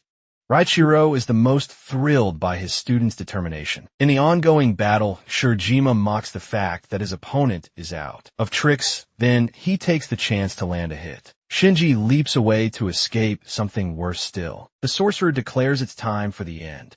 Whatever happens, the redhead has no intention of giving up. He wonders if this will really be his end. Suddenly, someone grabs his sword. It catches him off guard. It's Minato asking to borrow his weapon. For a minute, Shinju wants to understand what the new guy's deal is. He keeps surprising him at every turn. Minato gains momentum as he lands on the ground. Meanwhile, Shurjima Bando is preparing his next attack, firing the ray of apocalyptic flash. Minato uses the Hinky-style sword technique. He plans to play yet another ace of his sleeve, using the Sea Storm slash ability. The two energy blasts are about to collide. The boy's power is so impressive that the ancient sorcerer wonders what it is. He wants to know who this is. The newcomer introduces himself. He is Minato Kanagi, the guy who will surpass all progenitors. The swordsman questions the mage, and she asks if he wants to know her opinion on the winner. For the woman, it's hard to say because all they can do is wait and watch. But for Raichiro, Minato is no fool. He wonders if the boy learned something new while doing sleep training. In the car with a big smile, he believes his apprentice has some kind of plan. Meanwhile, Minato keeps pushing forward in the fight. Shinji watches the rookie attacking the enemy directly. The strongest, future transcendent in the world makes rapid sword movements. Not even the sorcerer can believe it, asking himself who this boy is. Shinji remembers the confident brat, who thought they should work together. But the arrogant redhead made it clear he works alone. That seems to irritate him a little. For now, all he can do is watch the battle. Minato remains resilient fighting the boss. Suddenly, crimson orbs appear. It's the sorcerer's forbidden pomegranate's ability. The boy manages to dodge the blasts. However, the energy redirects itself to chase after him. Minato believes these things will keep following until they land a hit, so he stands right in front of the blasts. The boy formulates a strategy. Tak Wong observes this quite proud. After all, his student trained hard with him. Minato's foot hits the ground, ready for stomp smash, raising a large stone shield. Thus he protects himself from the crimson blasts. But the sorcerer thinks he's a fool for trying to surround himself. With stones, Minato stays alert to everything around him. He creates more barriers to protect himself. With the impact, a huge wall of smoke rises. Ikejima is impressed by what he's seeing. Because the former loser is still standing. He learned something from Eilerston. So he uses the foot technique to his advantage, along with light reflection. He easily manages to get behind the boss. Minato wastes no time attempting a strike with his blade, landing a cut on the sorcerer. Shigema Bando can't believe how strong the brat is. As a strategy, he tries to use Circle of Doom. Then he turns his back while chaos unfolds. But Minato manages to get out of it. He can't afford to lose sight of the basics, which is to use everything he's learned. He goes in for a direct attack, but then ends up dodging the sorcerer. Though it was more than that. It landed a hit in the process. Even though Shigemura finds his individual techniques impressive, he believes the boy is not strong enough to be a real threat. That said, he genuinely wants to know how many abilities the brat has. Meanwhile, the progenitors observe, trying to understand the boy's tactics, which were meant for monsters. Not a conscious sorcerer, they didn't expect him to improve so fast. She remains focused on her pupil's fight against the former ally. Shuji Mabando even admits the boy is entertaining. But now it's time for the forbidden spell. That puts the progenitors on high alert. Akane, still fighting the bone monster, senses something strange. Something massive appears in the middle of the battlefield. It leaves her deeply frightened. The giant three-headed skull is lit by flesh decay. The sorcerer thanks Minato for the fun he had, but says he's not good enough. So their fight ends here. His masters, desperate, beg him to flee immediately. But he just stands there, only able to hear what's been said to him so many times, that he's not strong enough. Minato knows he's right, because even giving his best, he's not strong enough to defeat him right now. So he tries to think of something, pushing further to find a way to surpass his own limits. The mage suggests teaching him magic, starting with the basic spell he needs right now. It's called Jera, a small flame in his hand. The boy's hand lights up. Hinoki style is both about appearance and strikes, while Sea Storm Slash is a type that allows slicing through enemies. As he brings the blade down on his opponent, he must show not the slightest hesitation or fear, focusing only on their life force. With his other hand, Minato holds the sword, looking like a completely different being. The guy who was once a loser is now lit by flames. Not even the mage can believe it. Raikuro is another who is impressed by what he sees. Shigema Bando must now prepare for everything he has to offer. This is the new technique invented by Minato Kanagi that would someday earn its own name. A shimmering slash the sorcerer is quickly struck, even with his large bone shield, and the world's strongest. Transcended Future is no longer weaker than him. Minato paid attention to what his master told him about different kinds of strength. Raikiri explained that it appears differently to everyone, like a very thin thread. And all it tries to do is cut through the tightly pulled part. So if he wants Minato to tell him something about what he's seeing, the boy is fully focused. He tries to find Shijima Bando's life force. Mineva sees a lamp with a frightening and hazy flame, surrounded by darkness through the storm slash. Now he will no longer be consumed. His flame is much stronger. And this was done with his shimmering slash, destroying the giant made of bones and cutting the sorcerer in half, even leaving his masters impressed. Because Minato did something very impressive. He combined sword technique with magic. The alchemist startles his companions with his excitement at finding all of this fascinating. He understood what Minato's greatest strength is. It lies in switching between all kinds of techniques when needed. That's what he thought at first. What if he's able to combine them? Many possibilities open up. Raikuro finds his companion a bit strange, but the mage remembers he's an alchemist. So if he's right, it means they had the wrong impression about the student's abilities. That's why she asks if it's a good idea to teach Minato, but the swordsman is sure it is. They need to see how far he'll go. Meanwhile, the boy looks exhausted. The sorcerer was split in half. However, his fluid begins to bubble and the missing part grows back. It was only for a short moment. Shigima Bando admits that if he had lost his head, he would certainly be dead, especially from being caught off guard. But he won't let that happen again. He just didn't expect it to happen sooner. Thanks to Shinji's wild camellias, Shigemura had forgotten about him while enjoying his battle with Minato. But the redhead is back. He rescues his tired companion from the intense fight. All the sorcerer can do is watch. While Shinju protects the now unconscious Minato, his expression changes at the sight. Then he is taken to a memory from the past. Haru's cough in his arms worries him. He asked if it cold. He asked Haru to wait until morning, saying it won't be long. Shajima says that as soon as the sun rises, he'll search for food, but Haru shows no reaction. With a frightened expression, the young man calls his name. The cart carries his passengers. Meanwhile, Shajima tries to shield himself from the cold of what he has. The travelers are accompanied with much joy, while the young man wonders why they must suffer alone like this. Thinking about how living alone might feel. Freeing, but also lonely, Shujima disappears into the air like snow. Then the redhead realizes it. He finally understands that he's not alone at all, even if being alone doesn't bother him.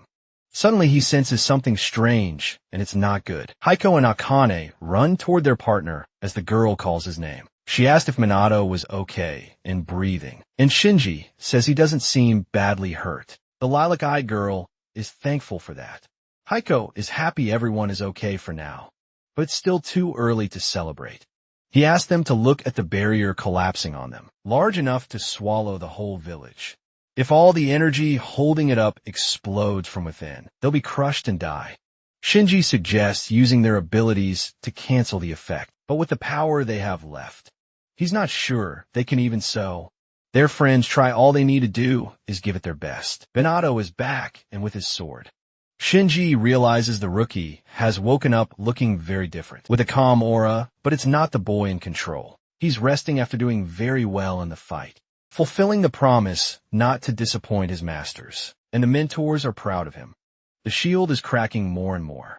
Together, the Transcendent Ones use their abilities, with Reichu wielding the Hinoki Cloud Beam sword technique. Someone is running from afar. One asks the boss what's going on.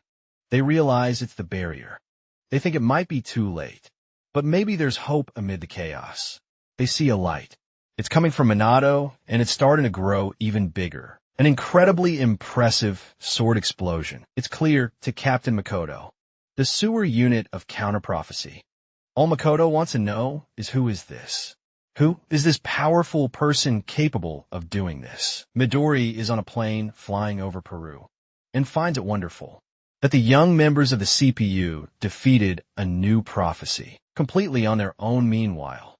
In Japan, Makoto says the organization classified it as only a level 2 threat, but in his opinion, it's closer to level 1. Smiling, the blonde says he's impressed with them. Midori says they've improved a lot since the last time she saw them. The captain talks about the person who contributed the most to the missions. Success, definitely Minato, the rookie who joined the CPU just a few days ago. And he says he heard the blonde was the one who recruited him. The current strongest transcendent smiles at the captain's question, curious to know more about the boy. He is the person they were waiting for in the prophecy. And Midori truly believes it's Minato. But Dakota thinks it's a joke to have so much faith in the rookie. So the blonde suggests he take a look.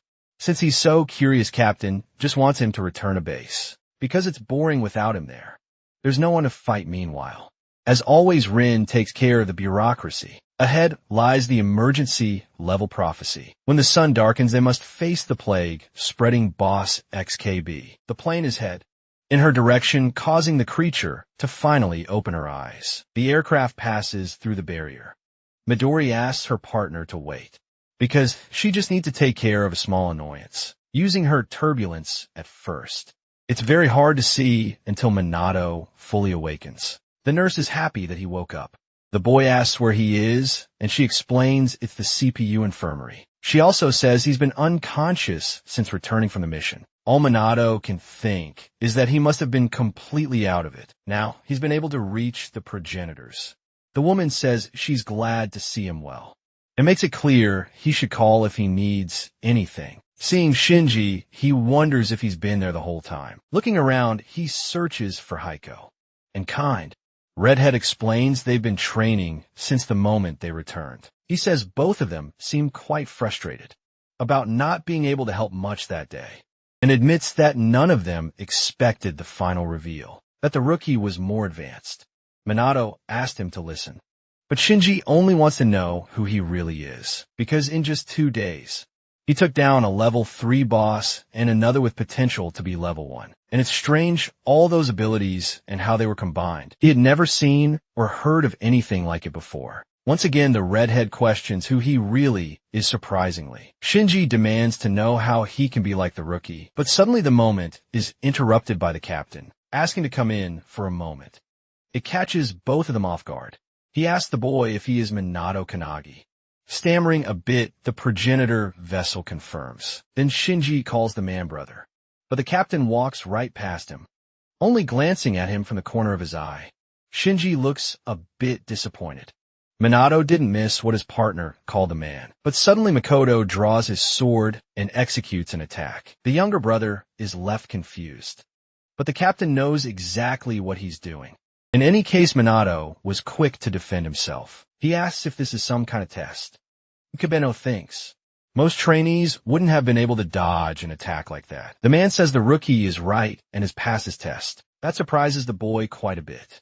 The captain introduces himself to him, and the only thing the rookie can think of is the shirt's surname. So that's why Shinji called him brother, because of the defeat of the last boss. Makoto invites Minato to become a temporary member of his unit. That catches Shinji's attention. He finds it odd that his older brother, a captain of Suo, came in person to ask this when he never let Shinji go on missions. Minato feels torn between listening to Makoto's explanation and worrying about Shinji. Anger spreads through the younger brother, and it's all Kennedy's fault. Meanwhile, in the training room, Heiko and Akane are undergoing intense training. The two are pushing past their limits, wondering what the purpose is behind all this madness. Annoyed, the lilac-eyed girl says, "I'll never catch up to him like this." Higo also feels like they're not doing well, until suddenly someone arrives and changes the mood of the place. The superstar smiles and says it's good to see them so full of energy. Midori is back and asks them to try the fruit chocolates he brought from Peru and check out the alpaca rugs he received. All of the items are swept away by the strong wind while running. Akane asks how long he'll be staying in Japan, and he replies that it's about a week. Then the girl asks if he can make them stronger, because they don't want Minato to make them feel bad again. That catches Midori by surprise. It's been a while since he's seen them so determined. Minato seems to have lit a fire inside them, So Midori says that's a good idea. He asks Shinji what he thinks about it. The redhead says they can count on him. Meanwhile, Minato runs to catch up with the captain. It's surprising to him how things are unfolding. Shinji, however, refuses to let the rookie get all the attention. This shocks everyone present. The redhead reveals that his brother came to see Minato a few minutes ago, and then invited the rookie to join the Su unit as a temporary member. But only Midori understands the reason behind this. Meanwhile, Shinji blames himself for letting Minato get ahead of him, chasing after the captain. Kanagi asks what exactly he's going to tell him, and the older man says it's about the next day's mission. The man then stops and calls him Makoto, asks if he and his brother are close. They only known each other for 2 days, but the boy thinks they got a little closer after defeating Shirjima Bando. With a big smile, Minato confirms that's all he needs to hear, but the younger brother believes. His sibling doesn't care about what he does, or even what happens to him, but McCoy is truly concerned about Shinji. The younger one remembers that in the infirmary, he barely looked at him, but the captain could hardly look at him because of the severity of his injuries. Shinji says the only way to get his brother to pay attention to him is to become as strong as possible, even if it costs him his life. Makoto doesn't care if his little brother isn't the strongest warrior in the world. He just wants to keep him safe. Minato says he also cares about him. Shinji promises to surpass the rookie and earn his brother's respect, while Makoto wants to keep him safe. Number 1 wants to protect him. Minato thinks it must be really nice to have a brother, a king and Hokage. Comment on how hard it is to know what their partner is thinking, not even if he wants his brother's approval. She once asked him if he hated his brother, and the redhead only said he had respect for him. But the lilac-eyed girl says he just wants attention from Makoto, and Heiko thinks that's really cute. Shinji is training desperately. The 3 rules of the Suwei unit are speed, never hesitating to attack, and overcoming weakness by excelling in physical combat. With 7 members, they'd only deal with grade 1 prophecies or higher, and that's what people say about them. But one of the members says the captain does 90% of the work, and they just follow him like assistants. Another tip is not to get stressed, just because he's a temporary member, and that you should let Makoto handle everything. Takuro tells him to put down his phone and listen, but he needs to send messages to the others. Everyone is bothering him and asking him to reply. Hikaru finally got a response from Minato, as did the lilac-eyed girl, though she wasn't too pleased. You and the blonde one is shocked, but Shinji doesn't take the rookie's message well. Midori tries to understand what their problem is. There are messages with some important tips for each one on how to become stronger. Midori is surprised there are detailed pieces of advice tailored to each member's specialties and strengths things even he never taught them. He says it's very kind of Minato to send all that information. It seems to inspire his teammates, who are ready to follow through with everything. But Shinji plans to make the rookie regret helping an enemy, though Minato reminds him they're all friends. Takeru announces they can finally see outside. Minato wipes the window to get a clear view of the landscape. It doesn't look very pleasant. With massive ice spikes, they'll have to deal with the grade 1 prophecy, Snowball Earth, because a massive ice has grown cover the land, and the frozen area threatens to spread.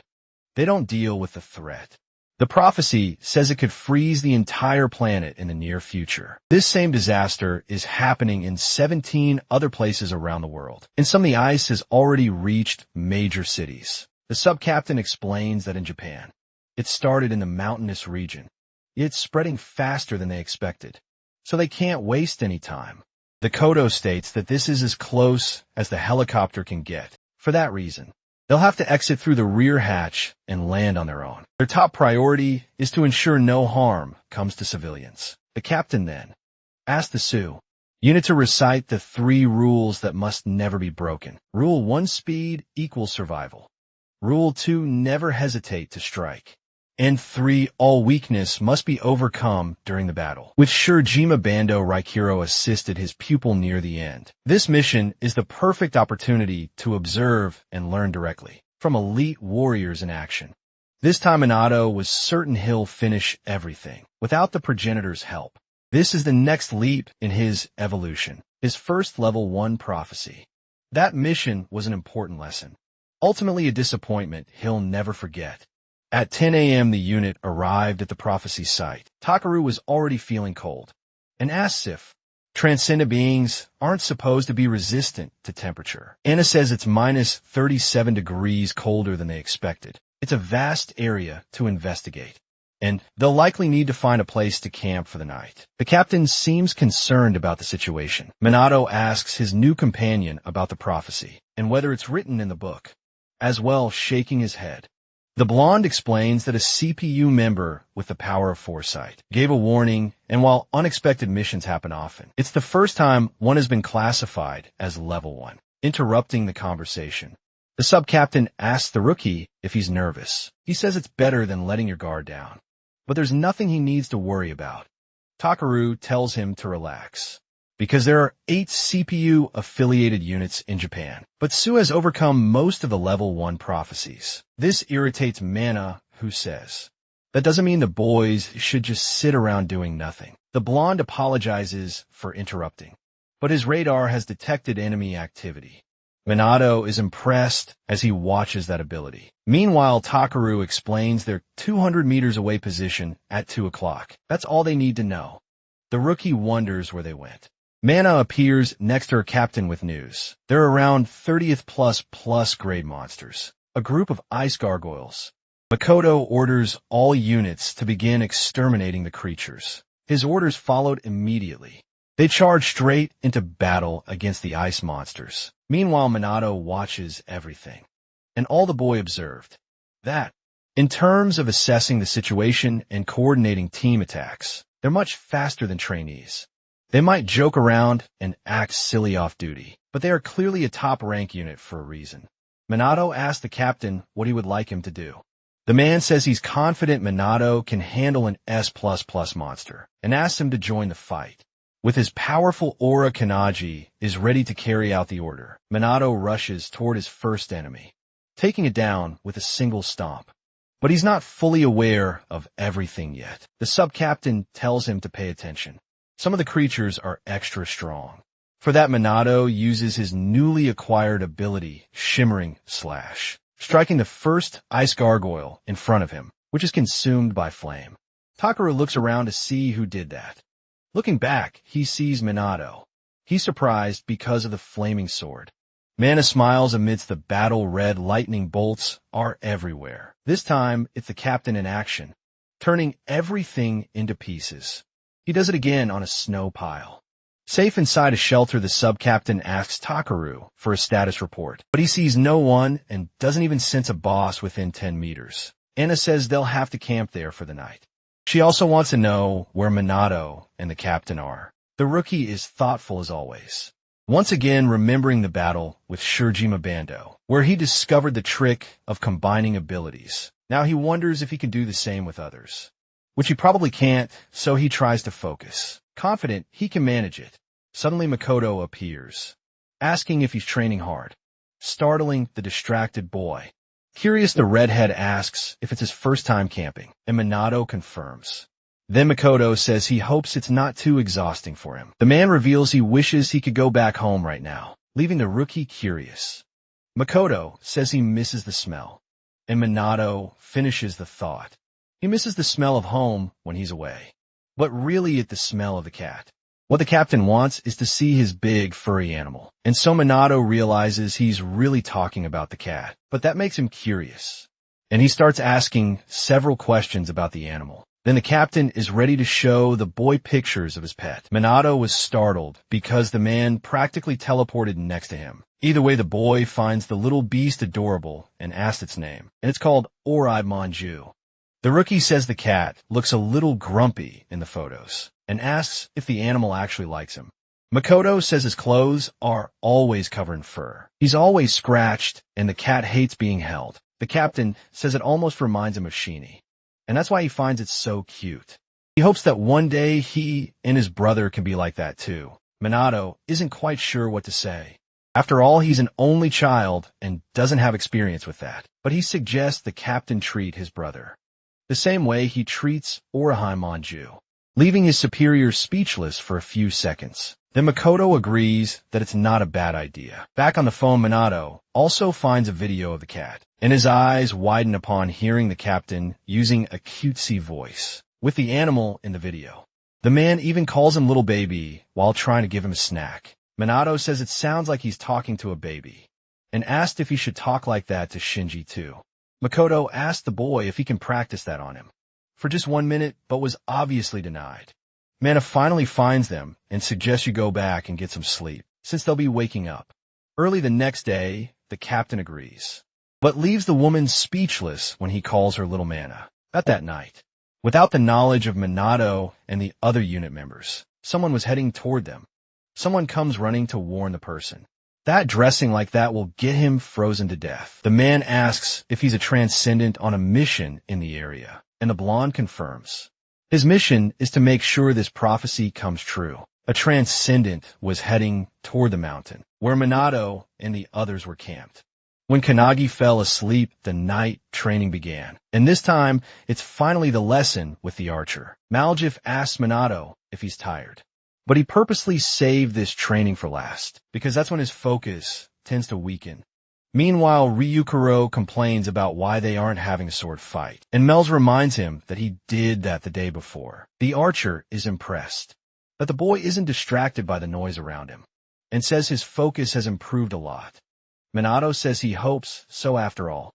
He's on a mission with an incredible and exceptional team. That's why he wants to give his best. Minato finally fires the arrow. The arrow hits the target. Molgith is impressed by the beautiful shot. The progenitor tells him not to forget that feeling and decides to end the training.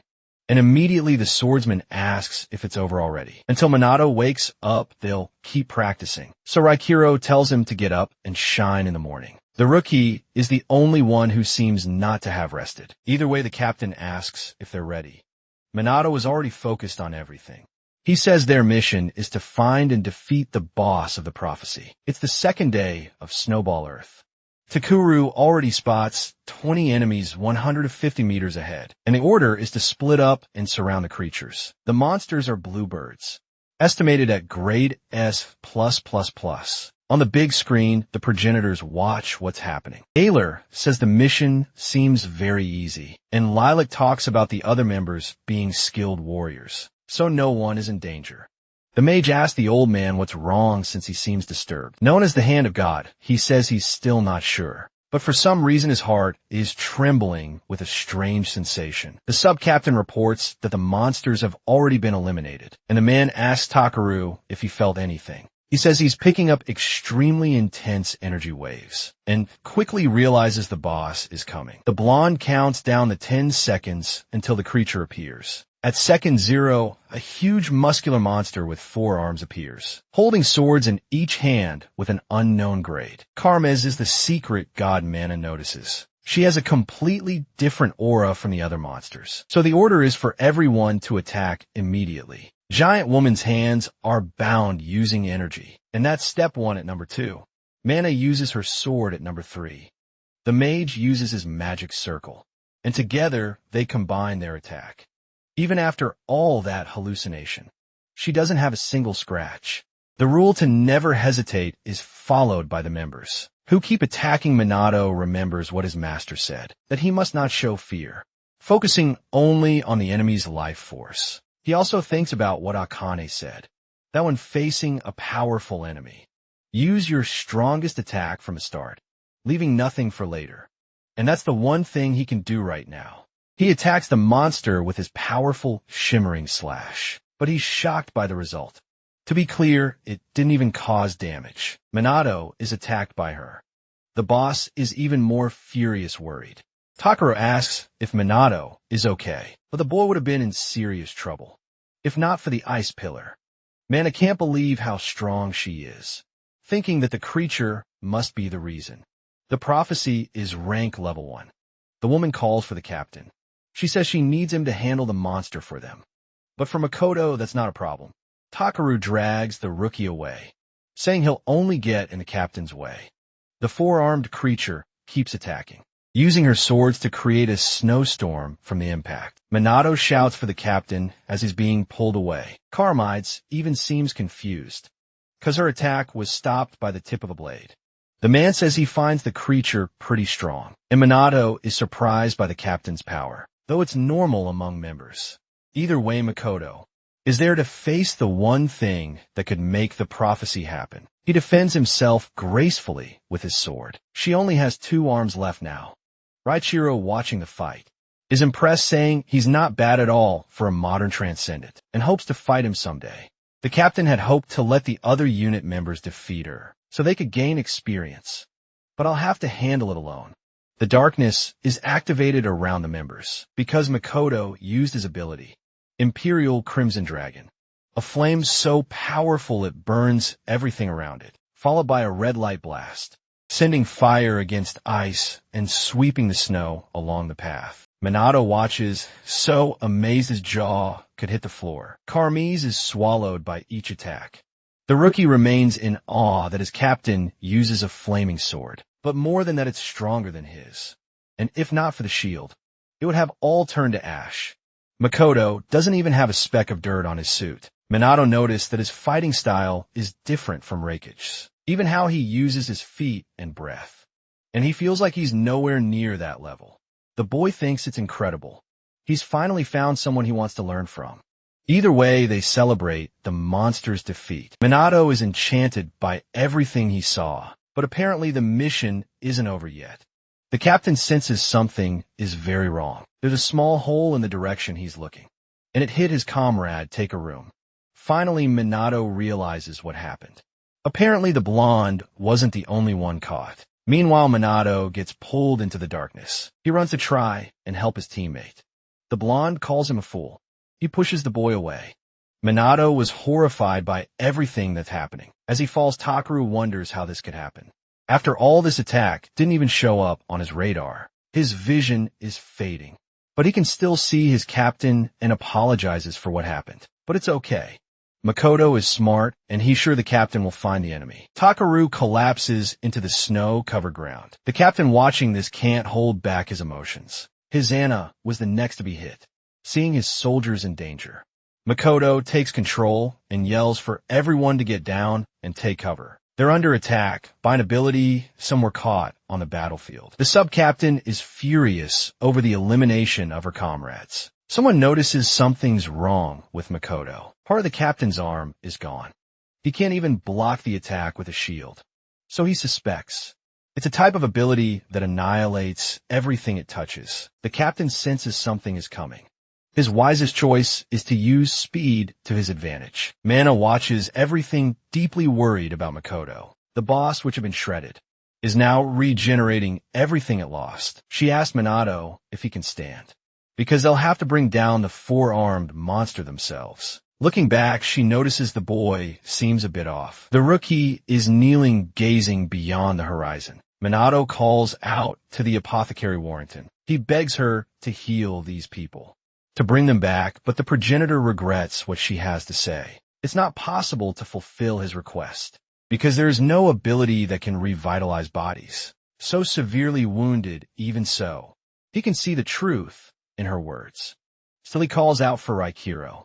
Tak Wong and Eilerston the swordsman is there listening. During the battle with the sorcerer, Raichiro helped him in the end, and he had sworn that next time he would complete the mission without help from the progenitors. Minato regrets having to ask, but he needs his help. The swordsman agrees, ready to assist his student because the boy seems almost hopeless. As always, his hair changes when illuminated by the progenitor's aura. There's no way an enemy could have passed Takeru's radar, which scans everything within a 3.2 kilometers radius. Seeing the attack came from farther. A single strike pierced his arm and the body of his soldier. In other words, the enemy was in a direct line with the two of them. Makoto had been holding back his powers during missions to give the other unit members a chance to learn and grow. But now he begins scanning the area at full speed with his incredibly sharp vision. And in almost no time, he locates the enemy, hiding behind an obstacle more than 3 meters away. That same stranger from the previous night. Many from the unit are gone, like Takeru, as well as his Zano cat lover Kawas, and even Moromi, but the captain assure that he will make sure their deaths are not in vain. He uses his red light blast attack. Another shot is about to be fired. The enemy says he didn't expect the redhead to track him and attack so quickly, and that he really is exceptional. Just like everyone says, but Makoto is also impressed that he neutralized his slash and fire blast. The blonde says he probably would have already been finished off if he still had his left arm.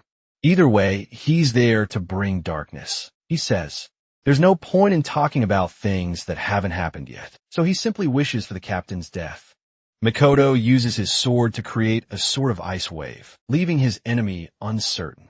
A way to create distraction and strike from behind, and so use his sword for a quick slash. But his blade is shattered. Darkness smiles and says he figured he might try that. He says the redhead is one step closer to defeat. This only fuels the captain's rage even more, who launches another attack at him with everything he's got. But the blonde smiles at his attempt and says he already warned it wouldn't work, and kicks him where he's injured. Still holding on, Makoto asks if he's really sure about that. The captain lands a hit on the circle on his opponent's chest. He's thrown back, and the blonde asks why he was kicked instead of being annihilated. Koda remembers that when they were under attack, he stopped after a few attempts.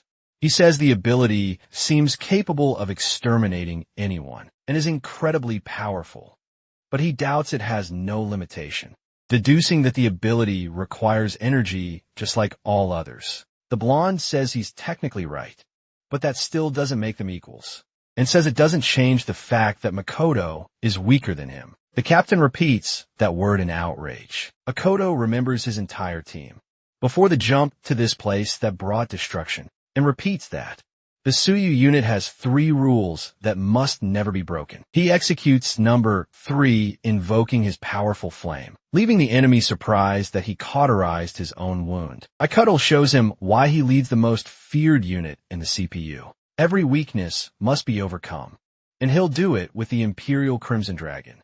Self-destructive flame blast. The blonde asks if he's really going to throw his life away. He says that in that case, he'll help with that. But McCoy doesn't want his men to worry because he won't let them down, with eyes blazing like fire. The captain tells him not to dare look down on the sewer unit. Kermit is fully restored and even more furious, and Mana doesn't feel strong enough. She calls out for Minato and wonders if Makoto was wrong about him. After all, the boy seems completely lost. After witnessing what happened to his teammates, she thinks it's because he's a rookie. But suddenly something changes in his eyes. Mato begins to stand, and within him, there is a completely different aura. Before she can call out to him, something too fast rushes past her. The boss is torn apart with a single kick. Ayler is now in control of the body. Mina watches in complete surprise. Meanwhile, Minato just walks forward, as if nothing matters more than keeping everyone alive, for that the progenitors will take over from here. The captain continues his battle, lit by his living flame even with his sword broken. He keeps using it and fires flames of fury at his enemy. The blonde tries to dodge at all costs. It's harder than he thought, even attacking from a distance. Makoto's attack curves around his ability and keeps coming for him, and there's a limit to how much he can control the darkness. There's only one thing to do in that case. The blonde summons more of his dark orbs. Makoto watches everything very carefully, and he sees this as his chance. The captain manages to sever his opponent's arm. Makoto tells him to take a good look, because it seems the tides have turned. But the blonde asks, is that all? Then he manages to counterattack the captain. Makoto even chokes from the heavy blow he receives. The blonde asks if he really thought everything would change, just because he cut off an arm, and that he shouldn't forget who's got a hole in her stomach. He says he figured if he used all his darkness, Makoto would try a close-range strike, admitting Makoto is truly strong. He also says the captain makes the best decisions, and every move is efficient. In the end, Makoto is just too predictable. That's why the enemy says he'll never be able to win. The captain hears this, seeming tired from the fight, but then the blonde says he was doomed from the start. He says it's written in the book in his hand.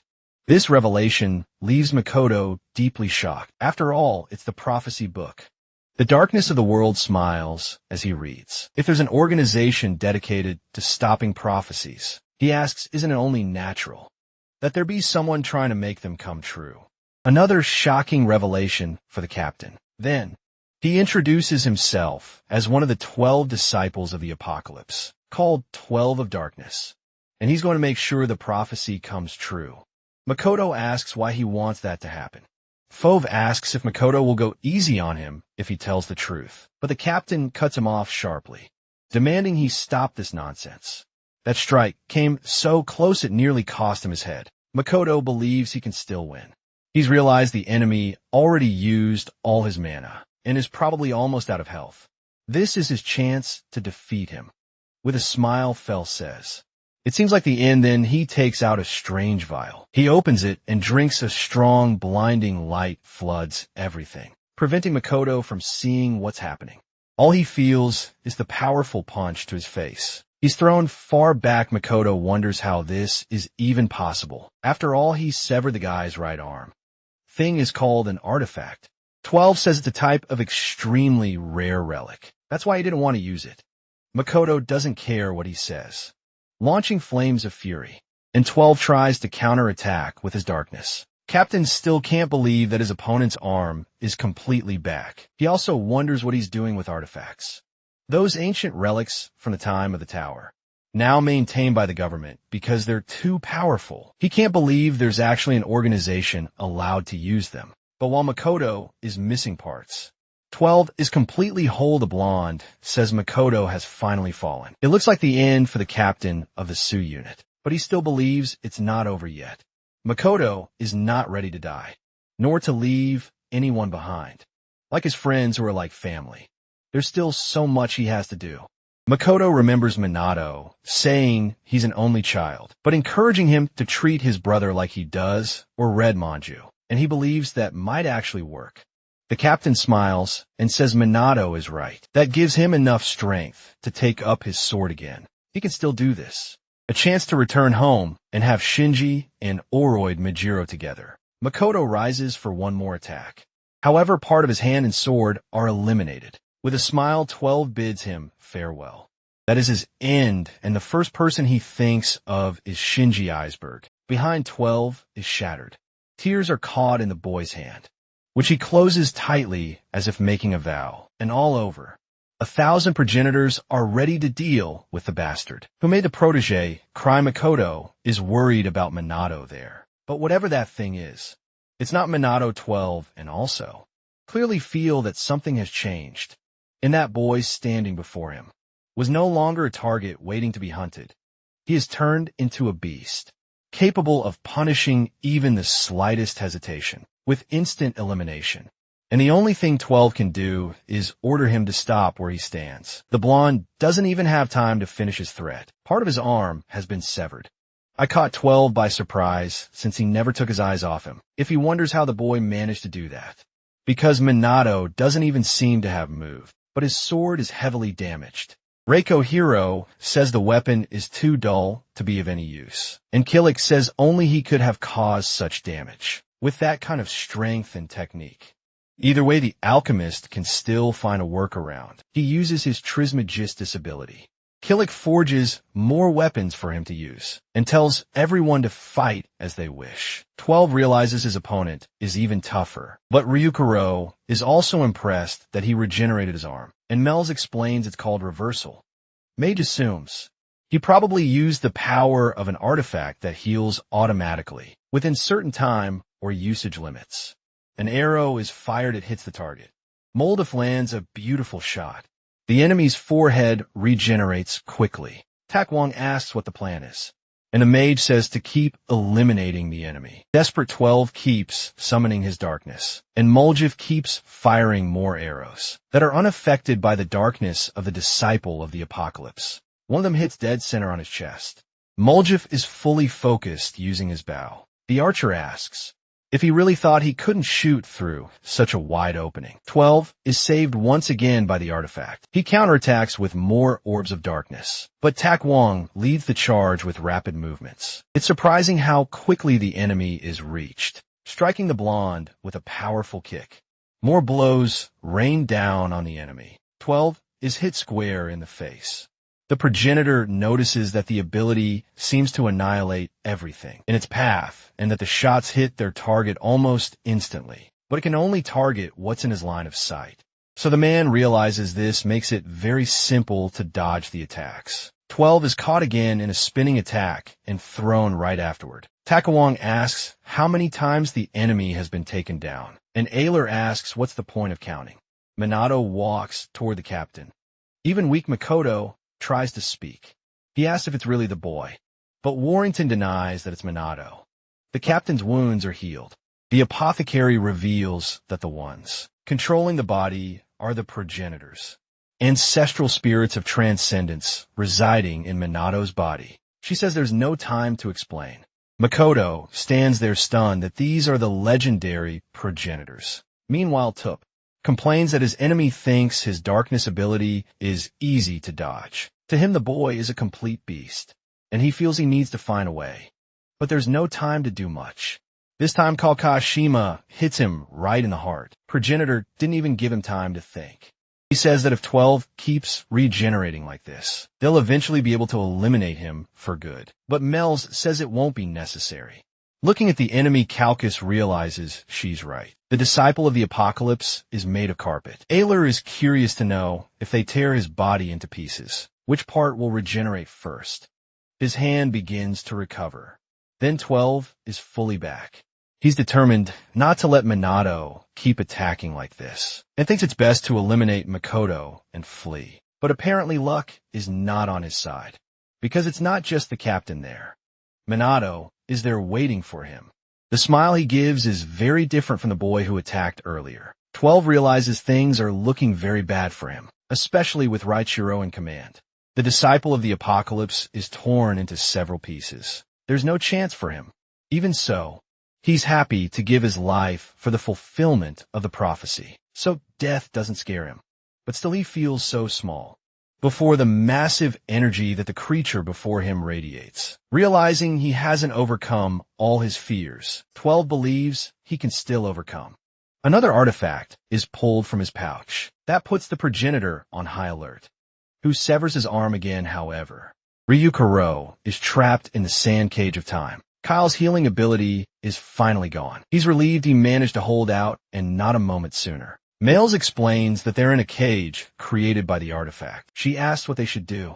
Rikiro analyzes the surrounding situation, realizing that 12 can no longer regenerate. The blonde says not even darkness can break the cage, so one cannot eliminate the other. But at least he can keep the boy trapped inside. Rikiro calls out to someone and asks if he really understood he's speaking to Makoto. 12 looks back startled.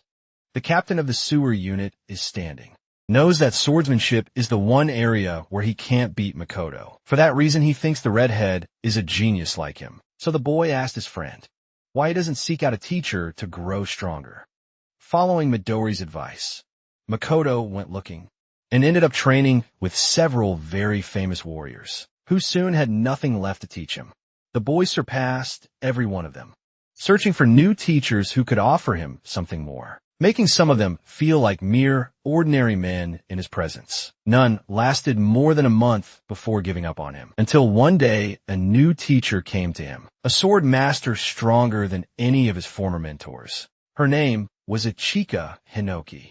He studied under his last teacher for about 3 years. One time in a book, he asked her about a technique. On the page, it spoke of sublime perfection. Hichiko said the secrets of that ability had been lost over time, and not even she knew how to use it. Only its creator, Ryukuro Hinoki, was capable of executing the technique. Hearing this left young Makoto astonished. Like the others, Ichika had nothing more to teach him, having already passed on everything she knew about the Hinoki style. Sword technique. The boy asked what he should do and how he could become even stronger. Ichika paused to think. She said his talent was excellent, but even after all this training, he was still just a flower bud that hadn't yet fully bloomed. Ichika advised him to study other styles or spar as much as possible, but admitted she wasn't sure whether his talent would ever truly blossom. However, the teacher said there was still hope, and that someday he might encounter a swordsman more powerful than himself. Standing before him now is Raikiro Hinoki, even if it's in another's body. Ichigo once said that if he ever met that person, he must seize the opportunity, because such a chance may never come again.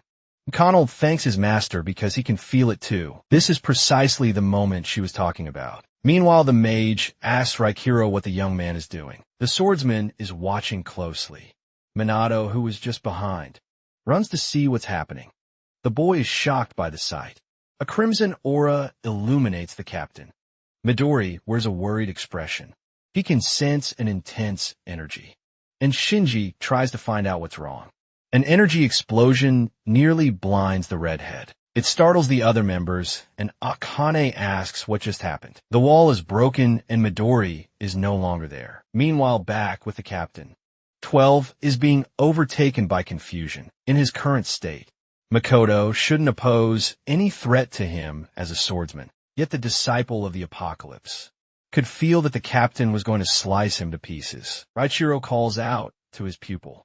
He tells him that if you compare people to flowers, there's only one moment in life when a person truly blooms. He asks his student whether he thinks it's at the peak of physical perfection, when one reaches flawless technique, or when one finally attains ultimate truth. Now, is that moment Raichiro asks him to watch closely, because you must remember this forever.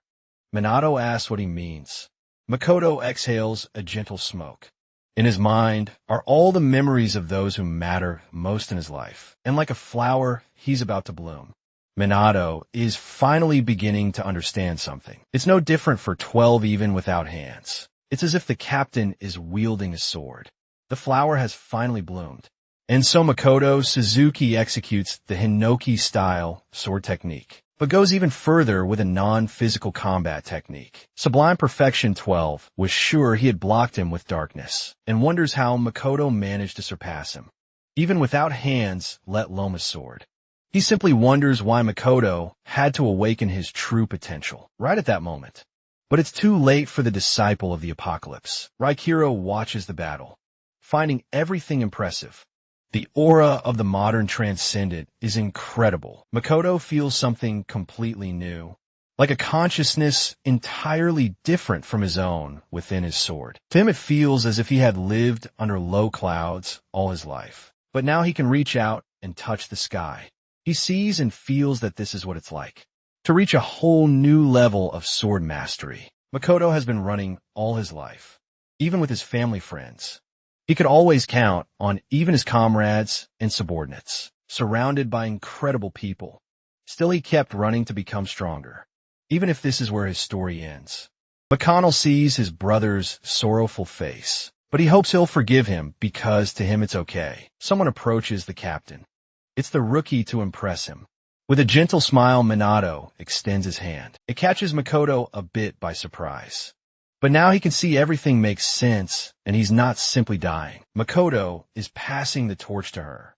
The next generation, the boy panics as he realizes what's happening. It was just a brief moment, but Minato felt his spirit connect with the captain's through the mark of the void. Desperately, he calls out for Makoto, but there's nothing else he can do. Looking up to the sky, Mana is able to notice something. It's Midori arriving at an absurdly high speed, then rescuing his best friend. The young man is shaken by the situation, but Makoto is completely at peace. Captain Suio passed at the age of 23, while fighting the Transcendent 12. Minato is on the ground feeling defeated, as he imagines what it might have been like if Makoto had been able to follow his advice. The red floods the white of the snow. Makoto is at peace like a free bird with his best friend by his side. Midori can't accept what happened. Once he asked Makoto why he wanted to be the captain of a unit. The swordsman asked what he meant by that. Midori said he's the second strongest in the CPU, and practically unstoppable when he goes all out. So he asked if it wouldn't be better to fight alone. The Kodo said that sounded like something the blonde would say, and Midori joked, asking if he thought he had no team spirit. Suva said that there are stars that shine brighter than all others, even if they're more distant. He said they need stars like that. People like Midori, on the other hand. He didn't know how to describe himself. Through the screen of the device, a broadcast begins. Takeru celebrates that Kuzushiro passed the Level 2 swordsman exam, the one he gave him homework for. Happy, the young man says. Now, he can also be useful to the unit, and wanted the captain to be the first to know. Takeru plans to celebrate the victory with food, so Bikomo realizes that in his case. He likes having comrades to work with. He says that if he ever gets hurt or is defeated in battle, he wants to be able to count on them. The captain is simply happy to have met people who make him feel this way. Midori says he saw their comrades along the way, revealing that only 2 remain. He calls for the captain of the unit. Midori says he did everything he could, and that he could never have done what Makoto did. He thanks Makoto for everything. Meanwhile, Minato is still lying in the snow. He suffers for all that happened. The progenitors respect his silence. Aylerson comments on how dark it is there, and the archer says he's not surprised. Mills agrees, aware of what Minato is thinking. He's probably blaming himself and telling himself that it's all his fault for being too weak. All the progenitors have also lost people before: companions, friends, family, even students. They suffered disappointment and grief, and had to say goodbye to countless warriors who died in battle. It changed them in many cases. Their wounds were so deep that they simply closed their hearts to the rest of the world. Raichiro calls out to his student. The boy says maybe it's better if he doesn't fight anymore. That affects all the progenitors. Minato says his heart feels like it's been shattered into pieces. He says that if he had let the progenitors handle things from the beginning, maybe no one would have been lost. The boy says he should simply let them use his body however they want, so each one can make the most of their unique abilities. Raichiro calls for him again. But before anything can be said, Minato says he knows that doesn't seem to make sense. The boy cries hard, shedding his tears like rain. All of this is because he can't forget the feeling of Captain Makoto's hand in his that was so real for both of them. His hand is still burning. Minato says the captain trusted him. That's why he doesn't want to disappoint Makoto, revealing that in that moment, the vague idea of one day surpassing the progenitors came to an end. He says he'll never think that way again. His goal is to surpass all of them as quickly as possible. Minato looks into the darkness. A light appears in the middle of it. That light shines on everyone and lifts them up, bringing them back to the light. Minato promises he will never let someone else die again. A helicopter finally comes to the rescue. The wind seems to sweep everything away except everyone's sorrow. The captain's body is placed into a bag. Everyone is told to board. But Midori says he will return on his own. Mana asks him to take care. On the phone, Midori receives bad news.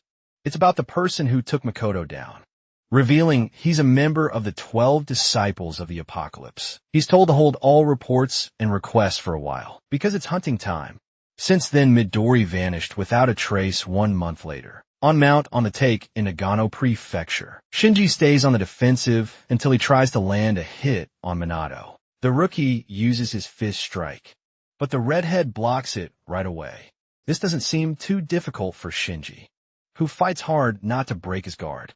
It's surprising to Minato that Shinji dodged his close-range punch. The boy also manages to stop him, using another move to spin him through the air. Shinji realizes he used a Hapkido technique. He also tries to counterattack, but Minato doesn't plan to let that happen, and neither does the redhead. Both prepare their strikes, but someone shouts that's enough. They both stop the fight immediately. The person is Ichika Makoto's former master. As for the Sui unit, it's over. This deeply affected every member of the CPU. A funeral was held for all the Soul unit members who were lost. And of course, Shinji was present at the farewell that day. He stood in front of his brother's portrait for what seemed like an eternity.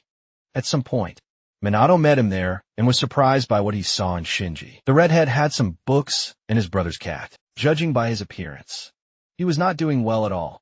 Minato finally meets Oraheim and Ju. Shinji assumes he already knew about his brother's cat, revealing that he, on the other hand, had no idea until he cleaned out Makoto's room. He hadn't realized how much his brother cared about that cat. He also didn't know what kind of books he read, or what style of clothes he bought. Shinji didn't even know what he ate or what he thought, until he went through all his things. Something catches Minato's attention. He asks if what Shinji is holding is his brother's journal, and Shinji confirms, saying, Makoto told him he could have it in case of death during a mission. Makoto left a will to prevent any issues. The journal details daily training sessions and missions. Shinji asks Minato if he knows what was written. At the end of each entry on January 12th, he wrote that it had gotten much colder in recent days, and so he hoped his brother was warm. He flips through the journal. Looking at each note at the end is always about Shinji. From the day he passed the hunter exam and was accepted into the CPU, to when Mana brought watermelon. And Makoto wished his brother could have some. And on October 1st, when a younger one was selected for a patrol mission, for an unclassified prophecy, Makoto hoped he returned safely.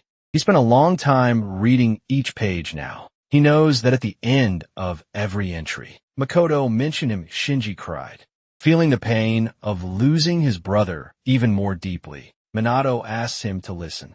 He talks about every time he spoke with the captain, how the man always talked about him in a war raid Manju. So Shinji promises he will become even stronger, whatever his brother is now. He wants to make sure Makoto never has to worry about him again. In a place near the volcano, Ichika asks what the two of them want. It's Shinji who brings the news about his brother. She says she understands, and the two ask if she can train them. Currently, the master says both have improved. Minato was already incredibly powerful, and Shinji has made great progress too. Minato asks what she thinks about him, to which the woman replies that she's almost thinking of becoming his student. Instead, the woman tosses weapons to the boys. Her specialty is the sword. With a wicked smile, she says the boys may come at her. Minato and Shinji are ready for their master. The progenitor vessel carries the promise of becoming stronger, and one day becoming the most powerful warrior in the world. In London, England, on a cold day, a man walks down the street. Footsteps can be heard echoing court. One of the 12 disciples of the apocalypse. He says he finally came looking for him. This is the transcendent Midori Ichihara. The blonde demands to know where the other members and the headquarters are, and threatens to eliminate him if he wastes even a minute of his time. Smiling Court asks what's the rush and why he doesn't want to have a little fun first. But Midori is in no mood for jokes. The alley is empty and silent, until an explosion and a bright light disturb the peace. Midori is the only one who walks out. He says he warned he would eliminate him on the spot. The strongest transcendent hands over a book, stained with his opponent's fluid. Now there are 7 more to hunt. Midori and his team are in possession of 4. He's ready for the next one. Back at CPU headquarters, inside the top secret conference room, Yujin the prophecy books are there. Yo, the chief commissioner of the counter-prophecy unit, and senior executive asks if Midori sent them. The commissioner's aide, Tenjin Shinano, confirms and reports everything that was learned about the disciples of the apocalypse. The other aide, Shiki Kitamura, says she believes a single book was split into several volumes. Heather says she has no problem with him eliminating enemies and gathering the items, but she didn't expect him to go alone like that. The lady believes Makoto's death must have affected him deeply. Shiki asks how they should proceed. Io says to leave him alone because no matter what anyone says, he won't listen, and maybe she'll just sit down and have tea with him. When he returns, there's something they'd like to discuss with the commissioner. About the sewer unit with the team disbanded. There's now a vacancy to fill. Tenjin Shinano and Shiki Kinemori have an official request. They ask if she will grant permission to create a new unit. Commissioner Ao stares at them. Somewhere in Tokyo are dissident prophecy agents of a certain grade, with the boss of the Daybreak infidels. They're all strong, and the Transcendent asks if there's no way to eliminate them all at once. The girl finds it difficult, reminding him that each one is resistant to a different type of attack. Satsuna Hibiki is the captain of a unit, and says that's what makes eliminating them so hard. The woman asked her subordinate if she can give the others a hand. Akane is ready for that. She quickly uses her Prismagistus ability. She tells everyone to step back. The huge liquid orb is transformed into several droplets. Then the lilac-eyed girl summons gas, which spreads through the air, choking the enemies next. She commands it to switch to liquid form, sticking mercury to all of them. After that comes incineration. Burning them all, Akane extends her hand. As she closes her fist, she says, To hell with all of you, changing the mercury to a solid state. Then the spikes grow, piercing each one of them. The unit members watch quite impressed. All the enemies end up as human skewers. Akane snaps her fingers to draw attention. She says that should take care of them. The captain claps, impressed by the display. Himiki finds it incredible that she managed to combine 4 different attacks into one. She says she knows this is just temporary, but it will be a shame for someone so talented to leave. So she invites her to join the unit. Akane just thanks her and says she'll think about it. The unit members comment that the captain seems eager to recruit, and another remarks on how talented, cute, and sweet the girl is. Anyone would want her. Hipiki says a kind would make her life easier if she joined the unit, leaving the others wondering what she meant by that.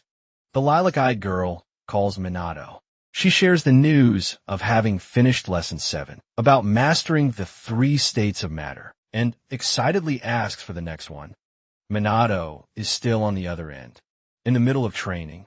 He's on the phone while trying to save his snack from Obari. Manhwa is impressed that she finished Lesson 7. Meanwhile, Minato wants to know if he could come up with 3 new ones. For the next lesson, the alchemist is already searching through books. Excited, so Minato says he'll send a new one soon. In Takarazuka, Saitama Prefecture, Heiko is already on Lesson 8, fighting against the Grade 2 prophecy, dirt-eating mythical creature with a boss. Voracious Sphinx whose upper half gets blown apart, and so he completes the mission. Flash kick and beak stab. Captain of the Kochiro Todoroki unit says that Hikitaro did well, and because of that, he's inviting him to join the team. Heiko is thrown into the air by his teammates, and says he'll think about the offer. The biggest question now is choosing which unit to join. On the call, a proud Akane says she has no intention of losing to any of them. Minato likes hearing that, and says Shinji has also improved a lot, so he thinks it's best to start training hard to keep up. The boy says, it's really encouraging to see both of them making so much progress. Hearing that makes Akane blush. Shinji asks or read Manju why he only likes Minato, and Minato tells him not to shout because he scared the animal, trying to understand what's going on. Akane asks Kaneki if he's heard about the new unit. She explains that since Su was dissolved, they've been trying to create a new one to fill its place, and the captain will be chosen from current unit members with the most impressive record. That makes the boy curious to know who it will be, but Akane almost rolls her eyes, saying he must be joking she talked about this with Hiko too. It's the Kanaji unit, and with a smile. She asks what he thinks, laughing. He says it's not that bad, until the boy realizes the weight of her words, and startled asks what she means by that. Minato asks if he really understood that. They want him as Captain Palmer now. He asks why it has to be him. Akane begins by saying the CPU has a vision. Their dream is to eradicate every predicted calamity in this world. Minato asks about those things. The girl simply confirms it. And personally, that's her own wish as well. There is something necessary to make that dream come true. The captain must be someone with the determination to lead the other unit members to victory. She says that if the boy were to ask her, she believes he is the right person for the job. That leaves Kanade speechless. The conversation is then cut short by Captain Hibiki, calls for the Leliki girl. During his break, Minato is deep in thought in his mind. The word captain keeps echoing. Seeing the scene, Master Ichika asks her other student what the boy is doing, with just a few words. She understands from Shinji that it's about becoming the new captain. She says the boy should go for it if he wants to.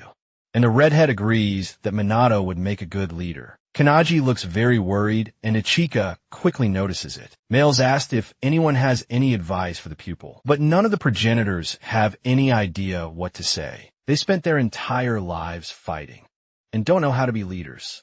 Mel says that's not helpful and that they're supposed to be his teachers, and Raikira reminds her that she is too. The swordsman asked Ryan if he has nothing to say. Ryan, the host, moving progenitor, says it's not the right time. Besides, they're forgetting something. He says, someone here is much more qualified to talk to him about such things, which makes Raikiro curious to know who he means. A staff is thrown next to Minato, catching his attention. Ichika asks why instead of sitting around thinking, he doesn't use the time to focus on training. She says it's time to start intense drills. Beginning with foot techniques quickly excites Kanagi, who agrees Minato floats in the water with ripple travel. The master is pleased. Not a single movement wasted or a trace of hesitation. Ichika asks how you manage that. Because even for the most talented transcendent, it takes at least 6 months to reach that level. But you wouldn't believe him if he said he practiced a lot while sleeping. Minato was suddenly caught off guard in that moment, because Ichika didn't even give him time to think. She attacked him. Her strikes are fast and strong. Shinju watches impressed. While Arab Manju tries to get out of the water, Ichika tells Minato to keep going, losing herself in thought, as she'll make him focus whether he wants to or not. Minato stays determined, doing as she says. Raichiro asks the mage if this is what she meant when she said someone was more qualified to speak to Kanade. Mills isn't very surprised. After all, Ichika is his descendant. In any case, she believes. Ichika is brilliant for managing to teach a genius like Makoto. Ichika, Hinoki descendant of his younger sister, and his great successor in modern times, but one and uses the Hinoki-style sword technique, attacking Kanade with a powerful snake crawl. That strike catches Rikaira's attention. Ichika is truly giving it her all. Her next move is to use the Purgatory Blade. Charging directly at Minato begins to panic. The master is illuminated by a magenta orb. Ryukuro has never seen a technique like this before. She found a way to land a perfect strike after spinning in the air, which is very interesting to him. Ichika says she simply doesn't understand. She wants to know how the boy can avoid all her attacks so easily when he only knows this technique. For now surprised, she says she recognizes the Hinoki-style sword technique he uses, and then asks the boy if some of those strikes come from the original creator. Ichika wants to guess what Kanade is thinking. She understands that Minato was worried about not being able to meet Mikoto's standards. The boy seems to realize what had been holding him back all this time. He was wondering if he could ever be a great leader like Mikoto. Meanwhile, Shinji is thinking about the boy, unaware that this was what had been troubling him. The woman is right, and that's because Minato saw with his own eyes. He knows exactly what kind of inspiring leader Mikoto was to his team. Kanagi honestly hopes he can be like him. But it turns out Minato doesn't need to be like Mikoto. Ichika yells at him to pay attention. With the Kanoki-style sword technique, she creates the soaring Tengu. The master asked the boy to look the technique she used. Each of them was created by later generations of masters, who built upon the founder's teachings. They can't be exactly like the progenitor, because his abilities are on a completely different level from theirs. Continuing, she says that later masters kept researching new techniques in hopes of reaching even a fraction of that level of us. The evolution. Minato was surprised by the idea of a generation of researchers striving to become like the progenitor. Ichika says that currently, there's no certainty of what Mikoto was like as a captain, but as a student she has no doubt he was excellent in the role. She says, you can't expect to be exactly like your heroes from start, but you can keep practicing and doing your best to follow in their footsteps. And if you do that, somehow you'll reach your goals. The master then shouts at Minato, asking if that's right. Ichika says that instead of worrying about being like Mikoto, I should think of it this way. She asks what it was that Mikoto entrusted.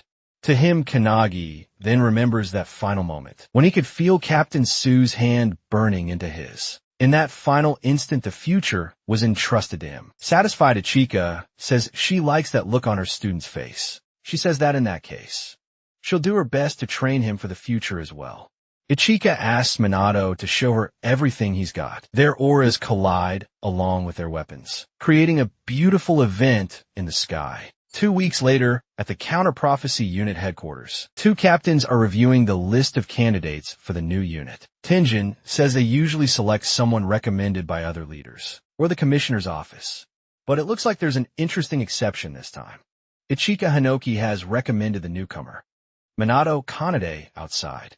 There's an infiltrator passing on the information that the test to select the new unit's captain will be held in 3 days. The infiltrator tells his boss to wait a little longer, as he is the one who will lead the new unit. This is Avia, a member of the 12 Disciples of the Apocalypse. He has an ability called Aminojaku that allows the user to disguise themselves as the person they've eliminated. The disciple's goal is to become the captain of the new unit and then destroy the organization from within. His thoughts are on Midori Ikehara, who's out there eliminating the other members. Half of them are already dead and they're not strong enough to take down the beasts. So there's only one better thing they can do to survive. For that they need to cause chaos within the CPU. That's all it takes to fulfill the prophecy. 3 days later, at the long-range practice grounds, everyone is asked to form up. Tenjin says, the test to select the captain of the new unit is about to begin. There will be 4 tests in total, and the first 3 will narrow the candidates down to 4 people, with points awarded based on the ranking in each test. The candidate with the highest final score will become the captain of the new unit. They are informed that the commissioner herself will be watching the test from her office. Tenjin asks if everything is clear to them. Then he asks them to give it their all. Everyone is ready to be number 1. Minato thinks about the candidates for the role and how exciting it all is, but he feels as if everyone is watching him. The participants are the following 8 people. Haruki Kocht from the Yagura unit, who speaks badly about Minato. Shishiro Asahina from the Yorozu unit finds it absurd that Kanagi is aiming for the captain position after only 2 months in the CPU. Kuro Mozono from the Yashim unit is impressed that he's trying, even while still a trainee, and tries to speak to her partner. But so his Seijai from the Macabe team asks her not to bother, and is also not happy about Kanagi wanting to know who he is. Izuku Sakazaki, who was part of the Tsurasaki unit, talks about Kanagi's feat in the first grade prophecy, and how he was recommended by Ichika Hinoki. Annoyed in Shikami from the Todoroki unit comments that he heard Kanagi is training CPU peers. Kanae Mario from the Hibiki team wonders if this is the one teaching Akane, and feels insecure because of Kanami's good looks. Stealing his thunder, one of these people is currently Ava, a disciple of the Apocalypse in disguise, and unaware of this. Minato reflects on how his master still hasn't arrived. Furthermore, she sent him a message saying she woke up late, but still threatens that if he loses, she'll turn him into charcoal. Kaneki knows she's serious. After all he's experienced it himself, he's not sure what the test will be like, but he knows he must make sure not to be eliminated, at least until Ichigo arrives. Either way, the test begins. Shinji asks the master if this really is part of the training, and the woman confirms it with absolute certainty. She asks him to move faster. Ichika makes it clear that if he keeps delaying like this, it might all be over by the time they arrive.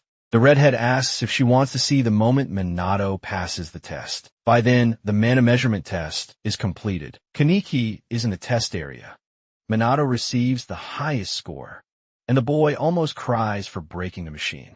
Once again, Kishiro, who ranked 5th, is impressed by this. Asuka, who ranked 3rd, wonders if this is Minato's specialty. And Kuromo, also 3rd, asks what he means by that. He explains that whenever someone stands out in physical skills, they usually specialize in mana. And for him, Minato fits that pattern. Isaac says it's just like En. The boy is listening to the entire conversation. En Shikami placed 7th in the mana test. The second test is hand-to-hand combat, and whoever defeats their opponent will receive 2 points. Tenjin asks if there are any volunteers, and En steps up. Choosing Minato, he wants to fight the boy, because he's the strongest in his unit at hand-to-hand combat, and another special member. When he was 2 years old, En and his mother were attacked by a group of monsters. From a dimensional rift, the beasts went straight at them. That awakened the mark in the boy. Not a single monster reached them. Without leaving his stroller, he eliminated all the creatures in the area. Hibiki says it doesn't seem fair to let him take this test, and Koichiro wants to know why. After all, he's the strongest in hand-to-hand combat. He says the boy has limited mana abilities, but is physically unmatched by other transcendent individuals. Koichiro explains that since En joined his unit, he's invested all his energy in a martial arts training, and that no one stands a chance against him in a physical fight. And Himpiki tells him to stop flexing because it's so cringy, but she knows the man is right. as N's physical strength surpasses anyone else there. Ki believes the poor boy is going to be torn to pieces before they begin and asks if Minato is really training Hiko. This catches Minato off guard. He explains he's more of an advisor than a teacher, only giving a few tips, and says he's met guys like that before, who give a few tips to a genius, and then go around bragging that they were their teacher. The redhead says that like him. Hiko is an incredibly gifted genius, who doesn't need people telling him what to do, and ends by saying the blonde will be fine on his own. Minato surprises him by saying that he's absolutely right. With a smile, the newcomer fully agrees. That only irritates In, who asks what kind of game he's playing. But regardless, he doesn't intend to waste time. So he starts off with rip and tear. His strength even cracks the ground beneath his feet, using the force to launch into the attack. Kanagi can only think about how fast his opponent is, but Minato manages to dodge his claws. A powerful explosion occurs around them. Even the spectators have their vision disrupted. Koichiro is thrilled with Un's performance. The young man is giving it his all. His strikes are incredibly fast. Minato only defends, but the boy is just observing, and uses the Kodo-style technique to grab his wrist, spinning him through the air with an arm twist. The impact destroys a large part of the area. This makes the other candidates impressed. Start looking for ways to protect themselves. The mere recoil from the counterattack was incredibly powerful. Minato tells him that he is really strong. This irritates the boy, who asks if he is joking. He then breaks free from Minato, escaping the humiliating position he was put in. Haruki is impressed that he has not a single scratch on him. Kaname also notices this, finding it impossible since the ground was destroyed. Izuku asks if it's really that surprising, and once again points out that N's physical abilities are his strength. He says that when it comes to raw endurance, ordinary people can't compare to him. The two continue their fight. Minato knows he can't win just by redirecting his opponent's attacks. He wants to try something else. Ivan comes in with a light speed kick. Kanagi hits, and hard in the stomach. Wasting no time, he plants his foot firmly with X-Cross, and quickly follows with the fist strike. Then combine Yo this spinning foot strike, and is thrown far away. This impresses everyone watching the fight, even those who trusted the veteran's physical abilities. The rookie surpassed him in just a few seconds, contrary to what they thought, and who looked like he was. In Pieces is interrupted by the judge shouting that it's enough, and so the test is concluded. The winner is Minato, who earns 2 points. Tak Wong and Aileron celebrate their student's victory, so calls Isaac over, just to say that Minato's physical abilities are better than N's, and he questions it since it was said the rookie was good at mana. The boy starts doing his research, not expecting Kanagi to be such a notable fighter. He assumed Minato would be naturally eliminated if he just left him alone now, so knows that if he doesn't stop him, Minato could cause problems later. The image to be displayed is a little blurry. Confused, and opens his eyes wide. He screams, asking what Minato is doing because it hurts a lot, and the rookie tells him to stay still. The healing is being done by warranting, and says he's showing off after all, and asks if besides physical abilities and mana, he's also a healer. He asks if there's anything Kaneki can't do. That question brings her back to that terrible day, making her reply that yes, there are some things, and is now ready to stand up. Suddenly, an explosion occurs in the field ahead. Minato explains that it's the close combat test being concluded, and In finds out he had been unconscious for 5 minutes. He says that after their fight, everyone picked their partners, and the battles began almost at the same time, with Haruki against Kaname, Saishiro against Kuromo. Sino Minato says that 2 pairs finished quickly, but the others are still going. Asaka Sakazaki is competing with Suizaki for points, while one studies the opponent carefully. The blonde just wants to finish the fight quickly, so provokes her opponent, asking if he thinks he's tough with his high overall stats. And there's something she says the nerd doesn't know, so says that unless he stands out in some way, he's just another cog in the machine, and that Iasopi doesn't deserve to be captain. Aesop replies that apparently they have different views on what makes an ideal captain. He doesn't want a leader with special powers to him. A captain should be able to respond to all kinds of situations and ensure the survival of the entire unit. He says that's the opposite of Makoto. Isuk says he doesn't want to lead his members to their deaths over a meaningless fight, Minato. Overhearing, everything is struck by his words and gets annoyed at the four-eyed bastard's speech and tells Kanagi not to pay attention to the provocation. But the rookie knows that and still thanks his companion. SOA uses her martial arts ability, attacking the other with a powerful lethal chain blast. Izuku tries to withstand the blow, but ends up being thrown far away, so doesn't stop there ready to hit him again. But Izuku surprises her by saying he surrenders. That's enough, and the winner is Su Hisejai. The blonde questions the nerd if he let her hit him on purpose, and Izuku says he hates rude women. The nerd says he didn't want to waste more energy on a pointless fight, so he decided to end it either way. They still have a long road ahead. Izuku leaves with the thought that he could have easily defeated the woman if he had wanted to, but he doesn't want to reveal his grand strategy to Minato. The boy stays there watching his strange behavior. With that, the test ends with Minato in first place, Kuromo in second, and then Haruki. Finally, it's break time, and Kanashi notices that his master and Shinji still haven't arrived. He wonders if the two got lost on the way. Ichika says the student did a good job. Shinji realizes where they are and asks what's going on. He wants to know why. They are in the central garden of the CPU headquarters. Instead of the test site, Ichigo walks through the area. Aware of every step, the woman says that someone recently died there. She says it's hard to see with a naked eye, but there are traces of an aura all over the place. Whatever beast attacked the warrior there, it must be incredibly powerful. Shinji asks if she thinks someone invaded the CPU, reminding her that this entire area is completely isolated. From the outside, Ichika asks him to think about the 12 disciples and that they know about the CPU, so she wouldn't be surprised if they found this place. The boy is in shock, thinking this could actually be possible. In any case, the master tells him to hurry up, because it's time to go to the test site, and she believes the one eliminated was some captain, or something more. Midori isn't the only one who wants to avenge Mikoto's death. The Testicles has a lot of surprises ahead, however. It's still break time. Kurama tends to So's wounds. Some use the break to eat. Isshin continues his research.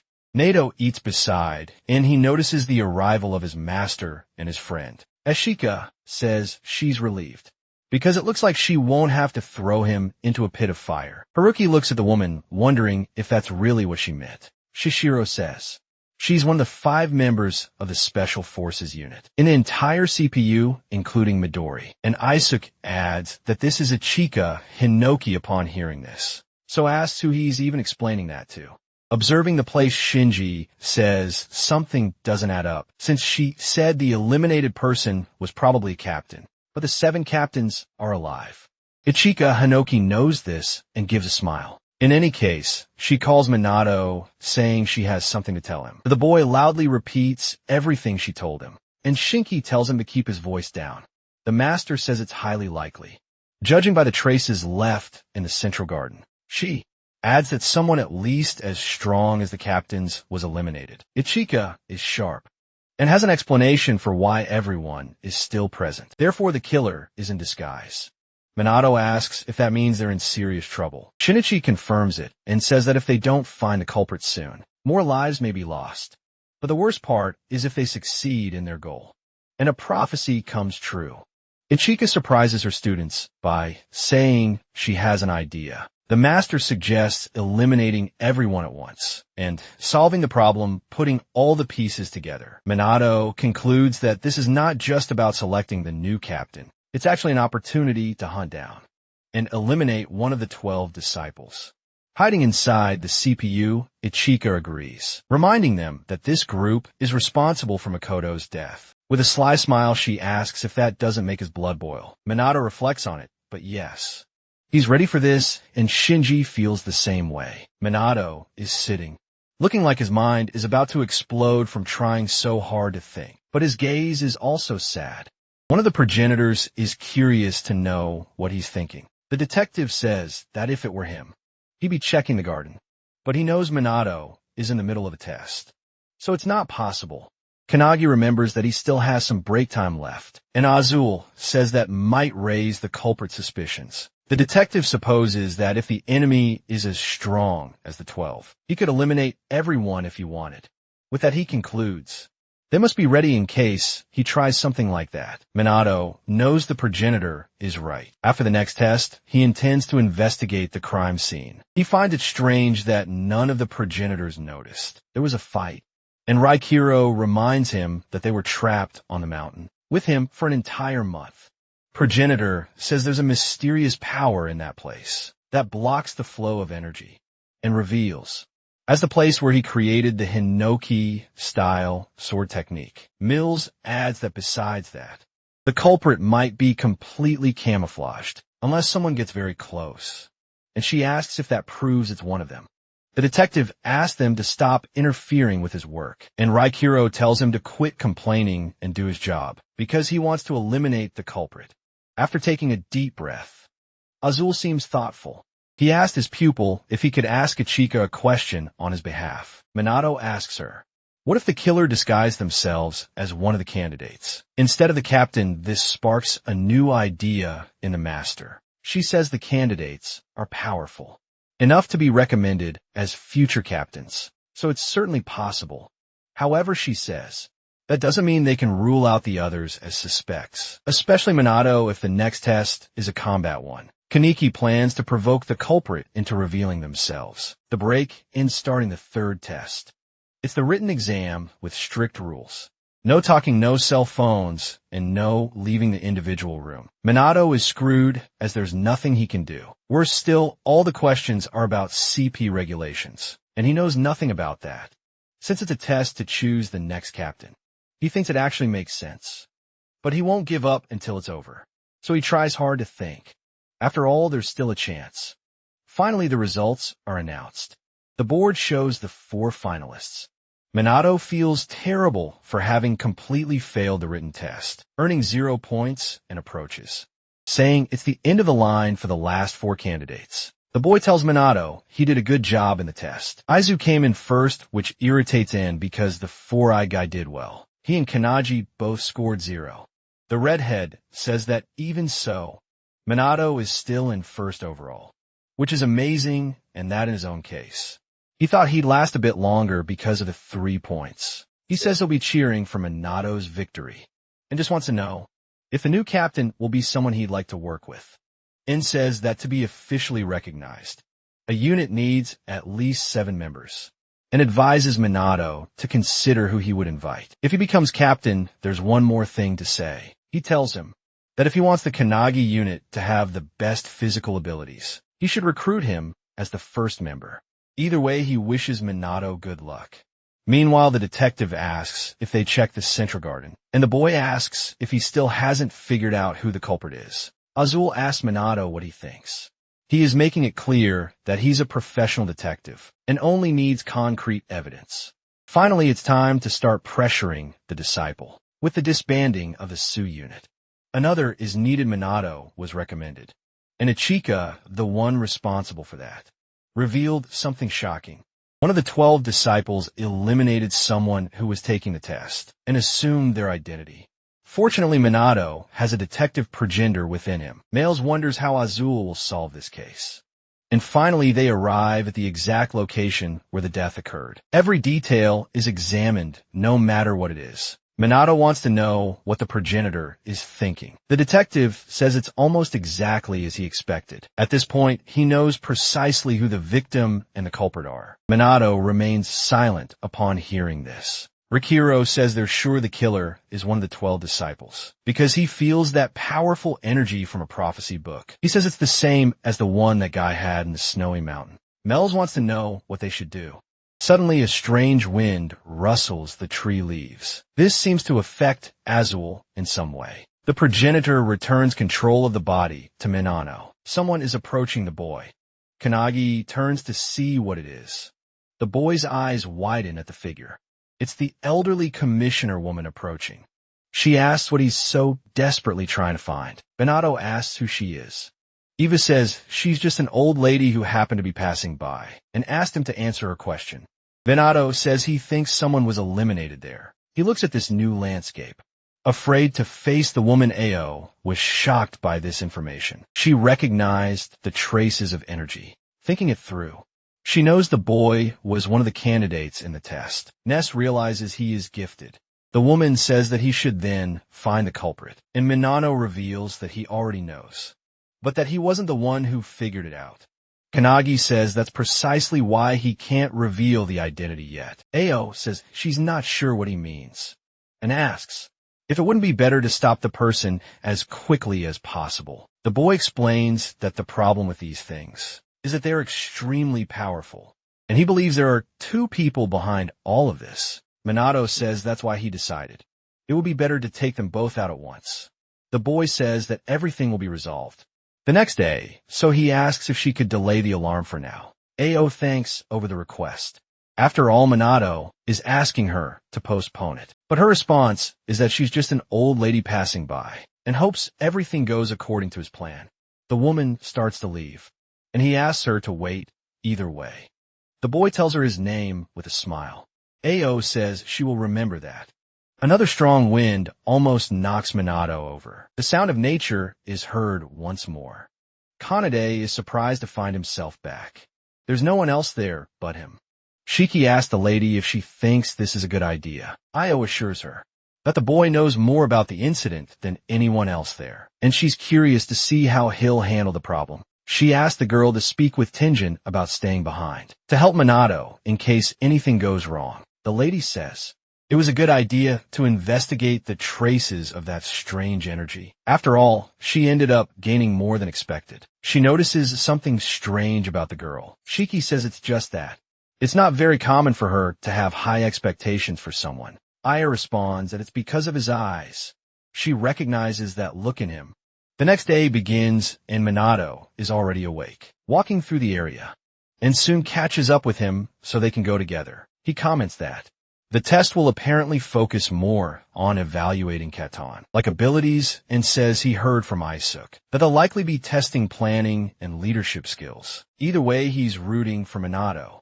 The newcomer thanks him and says there's something he's curious about. Kenji wants to know why he was eliminated on purpose. That seems to catch him off guard, but in turns and says he simply decided to change strategy mid-test, and that instead of leading a unit, he thought it would be better to serve the new captain.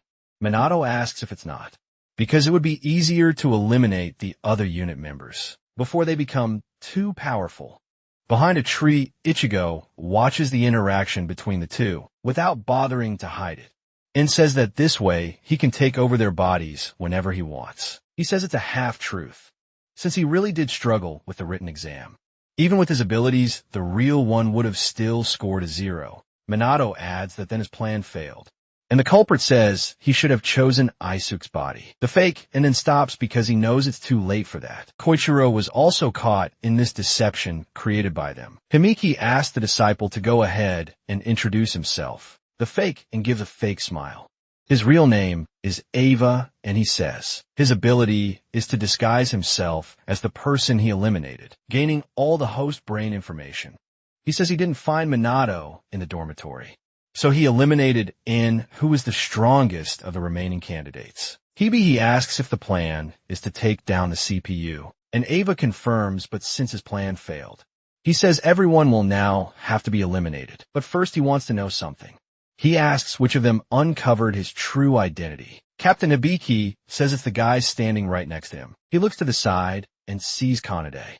Ava deduces that he was the one who organized all of this. His smile turns sinister and is lit by a powerful green aura. Ava asks Minato who he really is.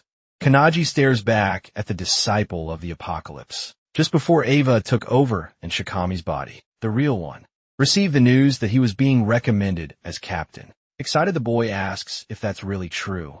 Kanjuro confirms and says the other members will be informed the next day, asking him to keep it a secret. The captain asks him to listen, saying the boy has the best combat skills of all the candidates. He says he's sure, and will be an excellent leader, and that he'll do very well. This brings tears to the boy's eyes and promises you won't disappoint him. The boy says he'll try his best to make his captain proud. Koichiro doesn't even have a chance to react to what happened. Right in front of him, he finally realizes the problem. His subordinate is on the ground soaked in his own lifeblood. The one responsible for this says In was too weak. Provoking him, Ava asks if that's the best a future captain can do, or maybe they've just grown too powerful. He says it's all thanks to the artifact the boss gave them. Ava introduces herself as one of the 12 disciples they are hunting and says it's a pleasure to meet him. The boy uses his Aminojaku ability on his body. He quickly realizes something is coming toward him. Koichiro won't let this go and uses his titanium incarnation ability. He strikes the Apocalypse disciple. Catherine demands how he had the nerve to do this. Now inside Int's body, Enemy says he can't believe he managed to defeat the disciples so easily. Coach Hiro becomes emotional seeing his pupil. He asks if he's really alive, but he doesn't even have time to react. Laughing Ava says she already told him her real name and that she simply stole his friend's body. She then grabs the artifact Necromance Dance, throwing its contents at Koichiro. The man's eyes snap open, and so the man returns to life. Ava says that from this moment, he is her undead slave, and the captain agrees, calling her Ava. Because of this, the disciple punches the fool. The invader says he must not forget that his name is NgocMy. Koichiro confirms it, and they both laugh. And that was all Azul saw using the theatrical detective ability. He says that's the end of the recording. When used at the scene where everything happened, the ability recreates a perfect video of the crime. To activate it, Azul must be sure of both the culprit's identity and the evidence. Can even predict future crimes. The only downside is that the ability disappears forever if he gets it wrong even once. In other words, he's always right. Mills asks if there really is an ability to steal someone's life and an artifact that commands the dead, right? Here are comments that's why it was said there were two culprits and that people like that always scare him. Something happens that puts all the progenitors on high alert. A powerful aura surrounds Minato. Worried, the mage tries to speak to her pupil. The boy promises that the culprit will pay for this. The mark on his hand is smoking. Back to the present, he's about to strike Eva. Minato uses light reflection, planting his foot with X-Cross and Fist Strike, landing a spinning punch to the face of the fake-in. Even with Eva being thrown meters away, Kanagi has no intention of stopping. The disciple struggles to stay on his feet, but Minato won't give him a break, attacking with several combined abilities. However, something is very wrong. Ava laughs and says that's no way to treat a friend. The fake and says he thought they had bonded after all those fights, and asks why Minato was being so mean. It's just as Minato thought. He still isn't strong enough. Ava says that if he wants to defeat him, he'll have to do much better, because that level is only good for fighting CPU members. Disciple stands again glowing with his aura. He says that against him, this kind of thing is a complete waste of time. Kanagi agrees with him and says that as frustrating as it is, it won't be him who defeats him. The Truth Mage said she feels the exact same rage and bitterness as him. This time the one in control is Molestius Silentius. Seeing this, Ava wonders if this is what the satellite reports refer to, realizing it's the strange state, where the boy seems to be someone else. Ava says Minato asked for this. Dark clouds form in the sky. A powerful energy flows toward him. To Ava, life is more than just a long game of time until death. With a smile, he says, not to stop the fun, but to continue this party to the end. The mage will face this challenge, also seeing through the pupil's eyes. The progenitors want to know what those things are. Detective says he could call it Ava's body shield, as the artifact still allows her to copy an old corpse and control it. While Ava says these creatures are just as powerful as NgocMy, and she's ready for some fun. Hibiki counts at least 100 bodies, which scares Kanem, who asks the captain what they should do. Minato says that it's not enough for Ava to kill innocent people. She also tramples on their dignity. Mills comments that her pupil has changed. This surprises the boy, who asks if that's really true. She says she believes the progenitors have changed too. The mage is in control of the body.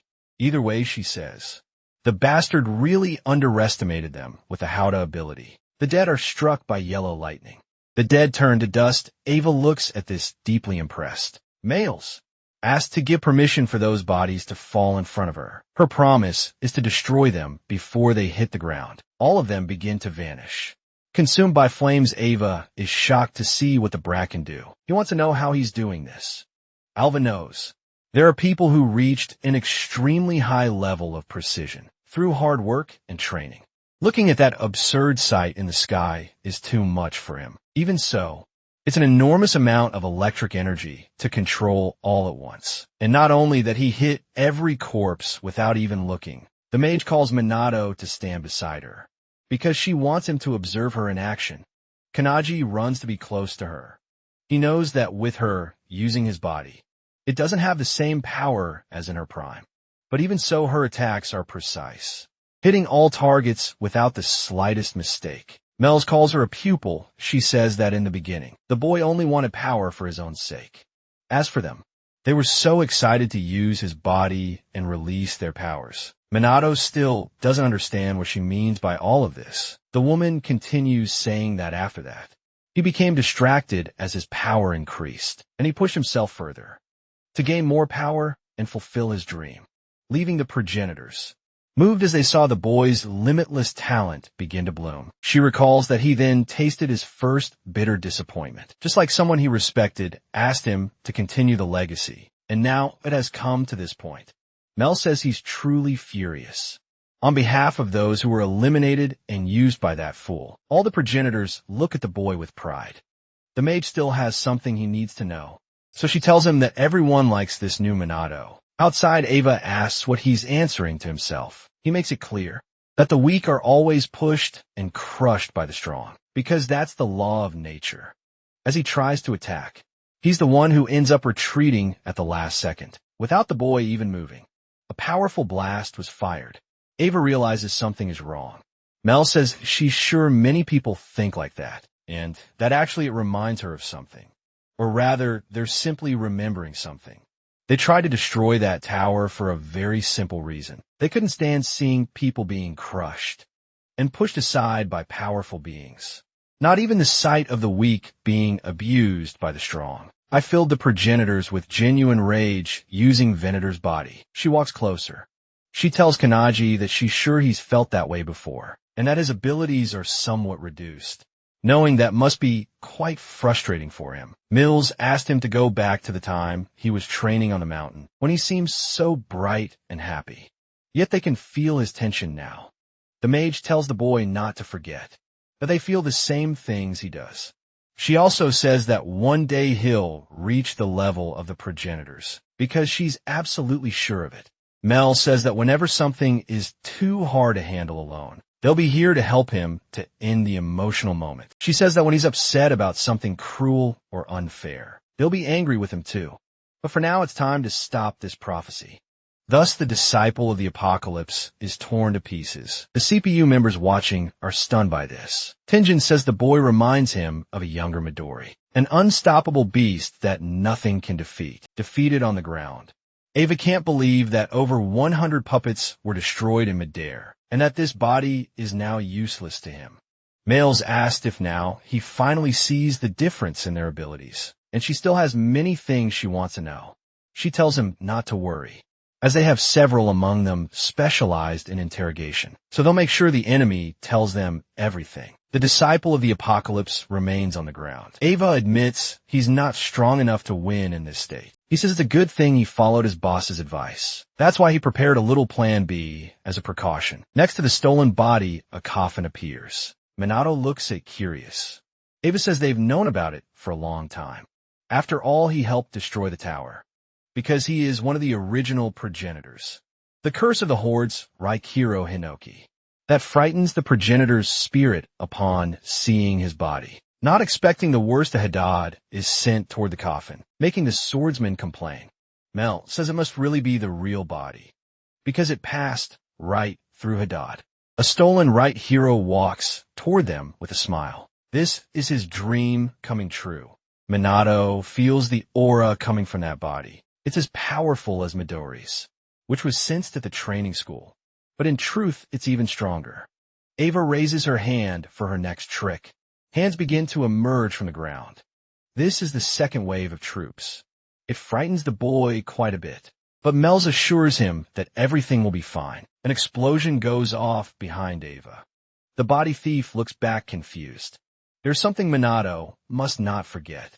There's little Heiko, the current powerful alchemist, Akane, his new sword master Ichika, even his new friend Shinji. The mage tells him he must not forget that he's not alone, because he has all of them. Ava asks if these are his little companions. His words make Minato realize that beyond the voice, even his way of speaking resembles Raikiro's. Ava says she has some bad news to share. She says there are no weaklings among her puppets. So attacks one of the dead. But she soon has to dodge his counterattack. The woman questions whether the creature is using some kind of body armor ability, as her death rate didn't even leave a scratch. She realizes it's as if each of them has activated their own abilities. Saishiro can't find any weak points to strike, and poor Kanaim runs in fear of the creatures. Captain Hibiki already puts on her headphones to take them down, activating her ability Realize then like a melody. Sweet Firebird with her Firebird. She eliminates everything in her path. This impresses little Kanaim, but the captain thinks it's a bad sign. If they're capable of using abilities even after death, the chain then breaks. Kane notices this and finds it strange. Looking up, he sees the undead Koichiro free from his prison and ready to strike, with titanium incarnation. The monster simply strikes the ground. As a result, it creates multiple cracks, as if breaking the floor of hell. But Epiki already knew he would do this. Meanwhile, Ava is enjoying all this chaos. She says she fears that a weakling like Minato won't live to see the end of this battle. Kanagi says that's what she thinks at least, and asks what they think. The boy gives a small smile.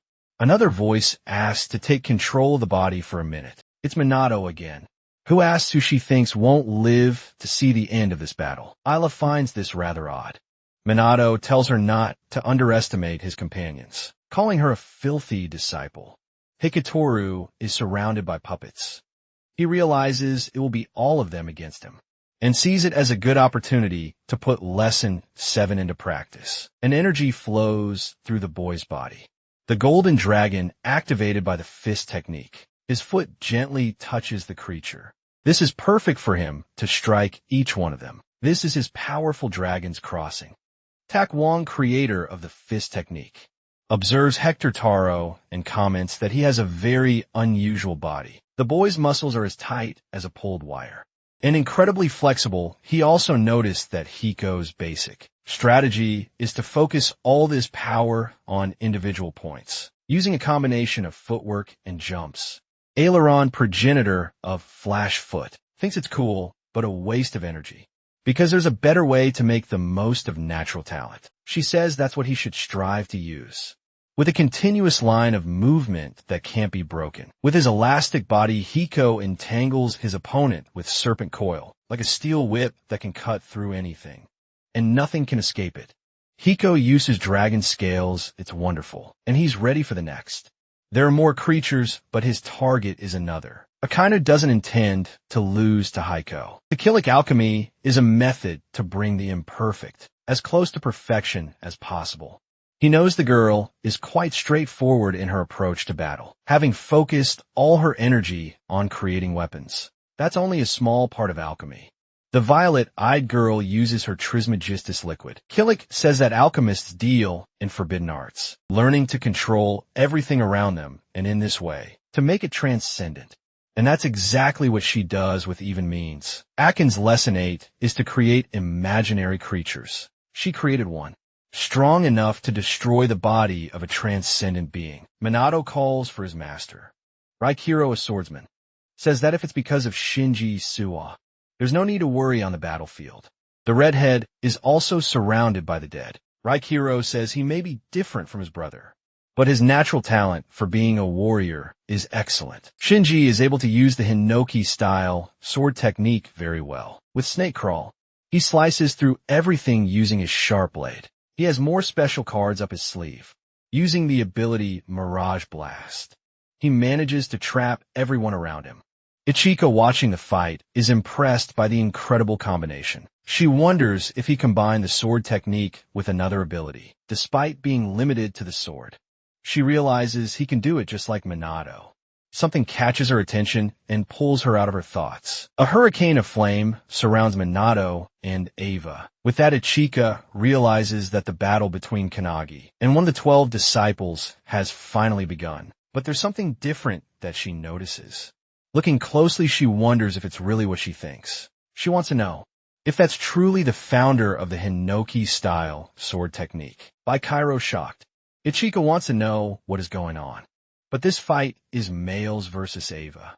The fake Raichiro uses the Hinnoki-style sword technique, using Sea Storm slash against the boy. Males using the body easily dodges. Even so impresses the real Minato without saying a single word. She uses Havid, and Eva tries to counter with a sword. Unfortunately, the mage's strike isn't strong enough, with movements in all directions. Eva uses dice roll. This causes slashes to everything around. Mills protects herself by jumping onto one of the blocks. Minato had used this ability before, so he can recognize the difference.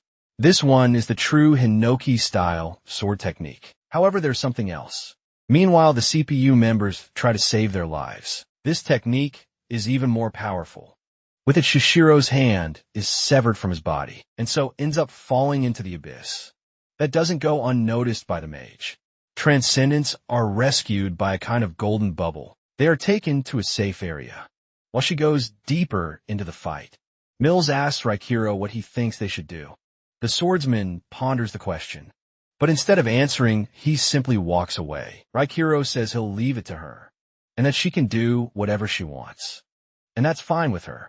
Mila stares at her enemy inside her friend's body, using the sword technique. She invokes Cloud Beam.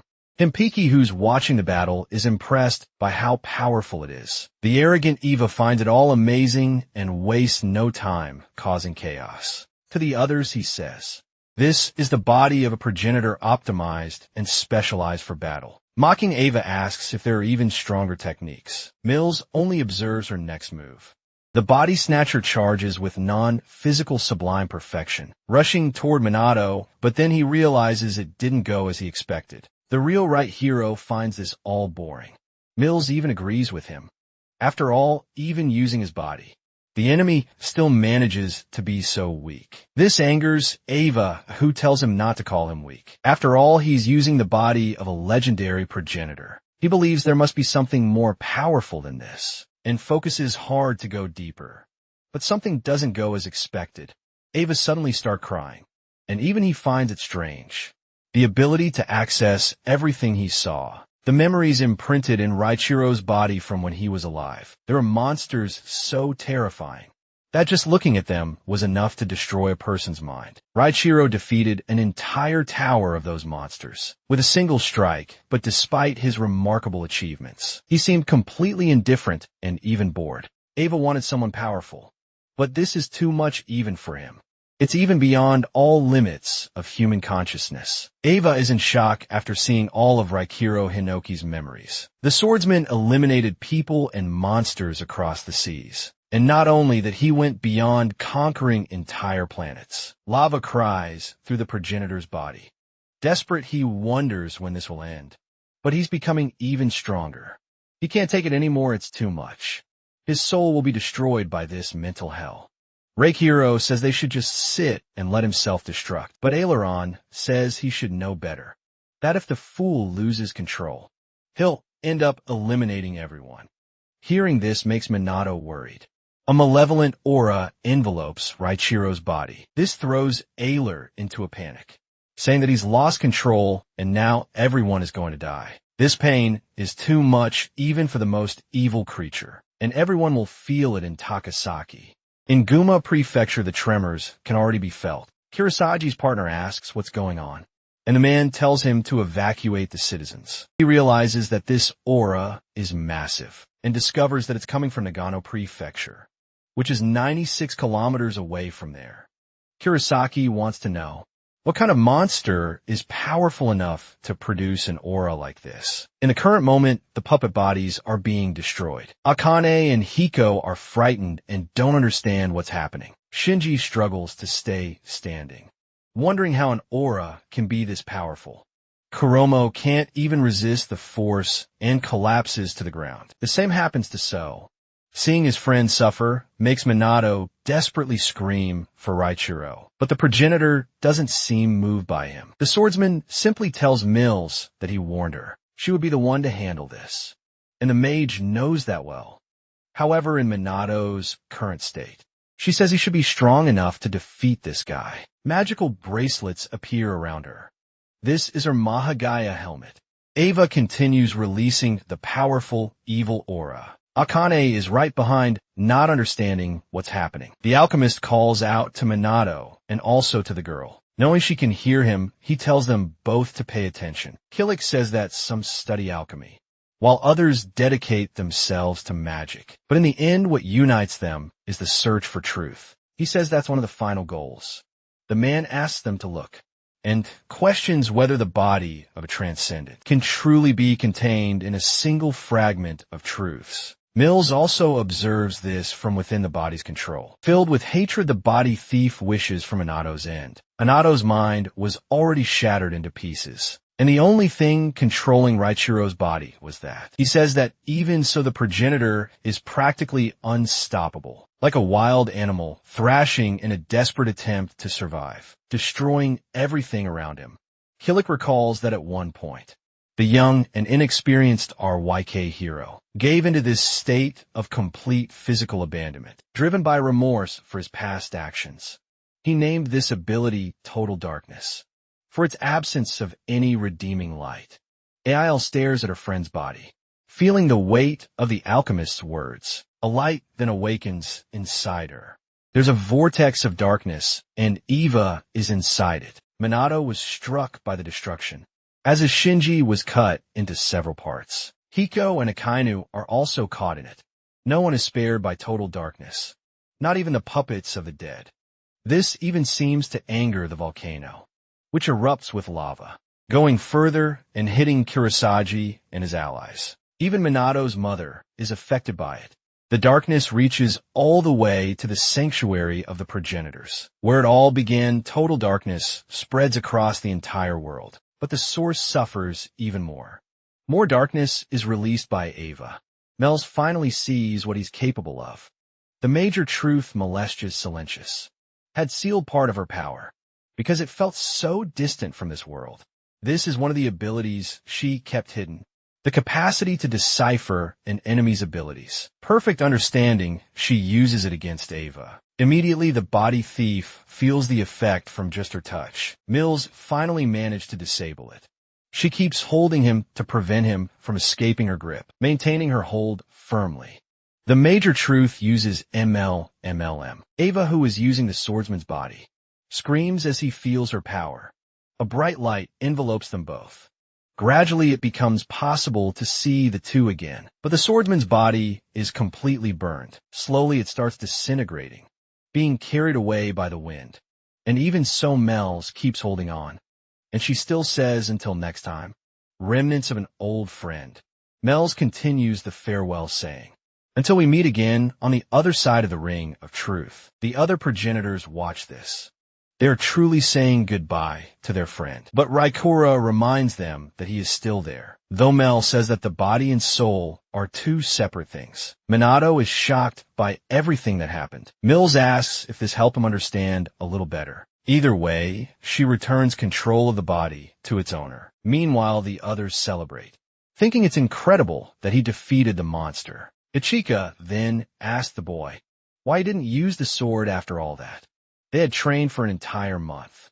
Heiko reflects on how he believed he was surpassing Minato, but now realizes he was wrong, and wonders how much stronger his friend will become. Shinji can't believe he incinerated Eva like it was nothing, and Ichika says what impressed her most was what came before. To her, it wasn't coincidence. Minato understood the enemy's ability perfectly, and then neutralized it. Akainu thinks that this must be the highest level a person can reach. And so, she wonders if she'll ever reach that point. At least everyone is safe. Tenjin asks what he's supposed to do with this hole, and admits he didn't think choosing a new captain would cause so many problems. Remembering that Todoroki is also gone, he considers whether he should conduct another test, something that's a real hassle for him. Kuromo ends up noticing something, and Kane, already startled, asks what happened. She points to a specific spot, saying she saw something. And the boy already fears it's the mummies coming back. Even Tenjin worries, thinking it might be something worse. Little by little, the new intruder is revealed. He asks the commissioner lady what she's doing there. Minato realizes it's the old woman he talked to the day before. Shiki tries to make sense of the lady. She calls out to the commissioner, but it's already too late. The two are startled by what she does. Kneeling down, the woman says that Minato is here. Hio says she's been waiting for him for years. Then she says, "Welcome back." Honorable progenitors, that leaves all of them in shock. Everyone watches what's happening. Minato's friends are stunned to hear that the old woman is the commissioner. Ichika asks if they didn't know about her, or if it's their first time seeing her in person.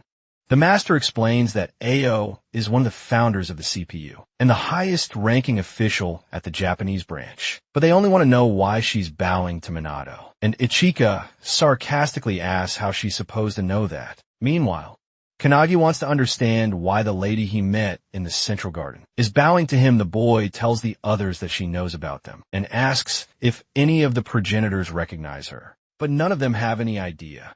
But Ryukuro senses something in her aura. To him, it feels very familiar.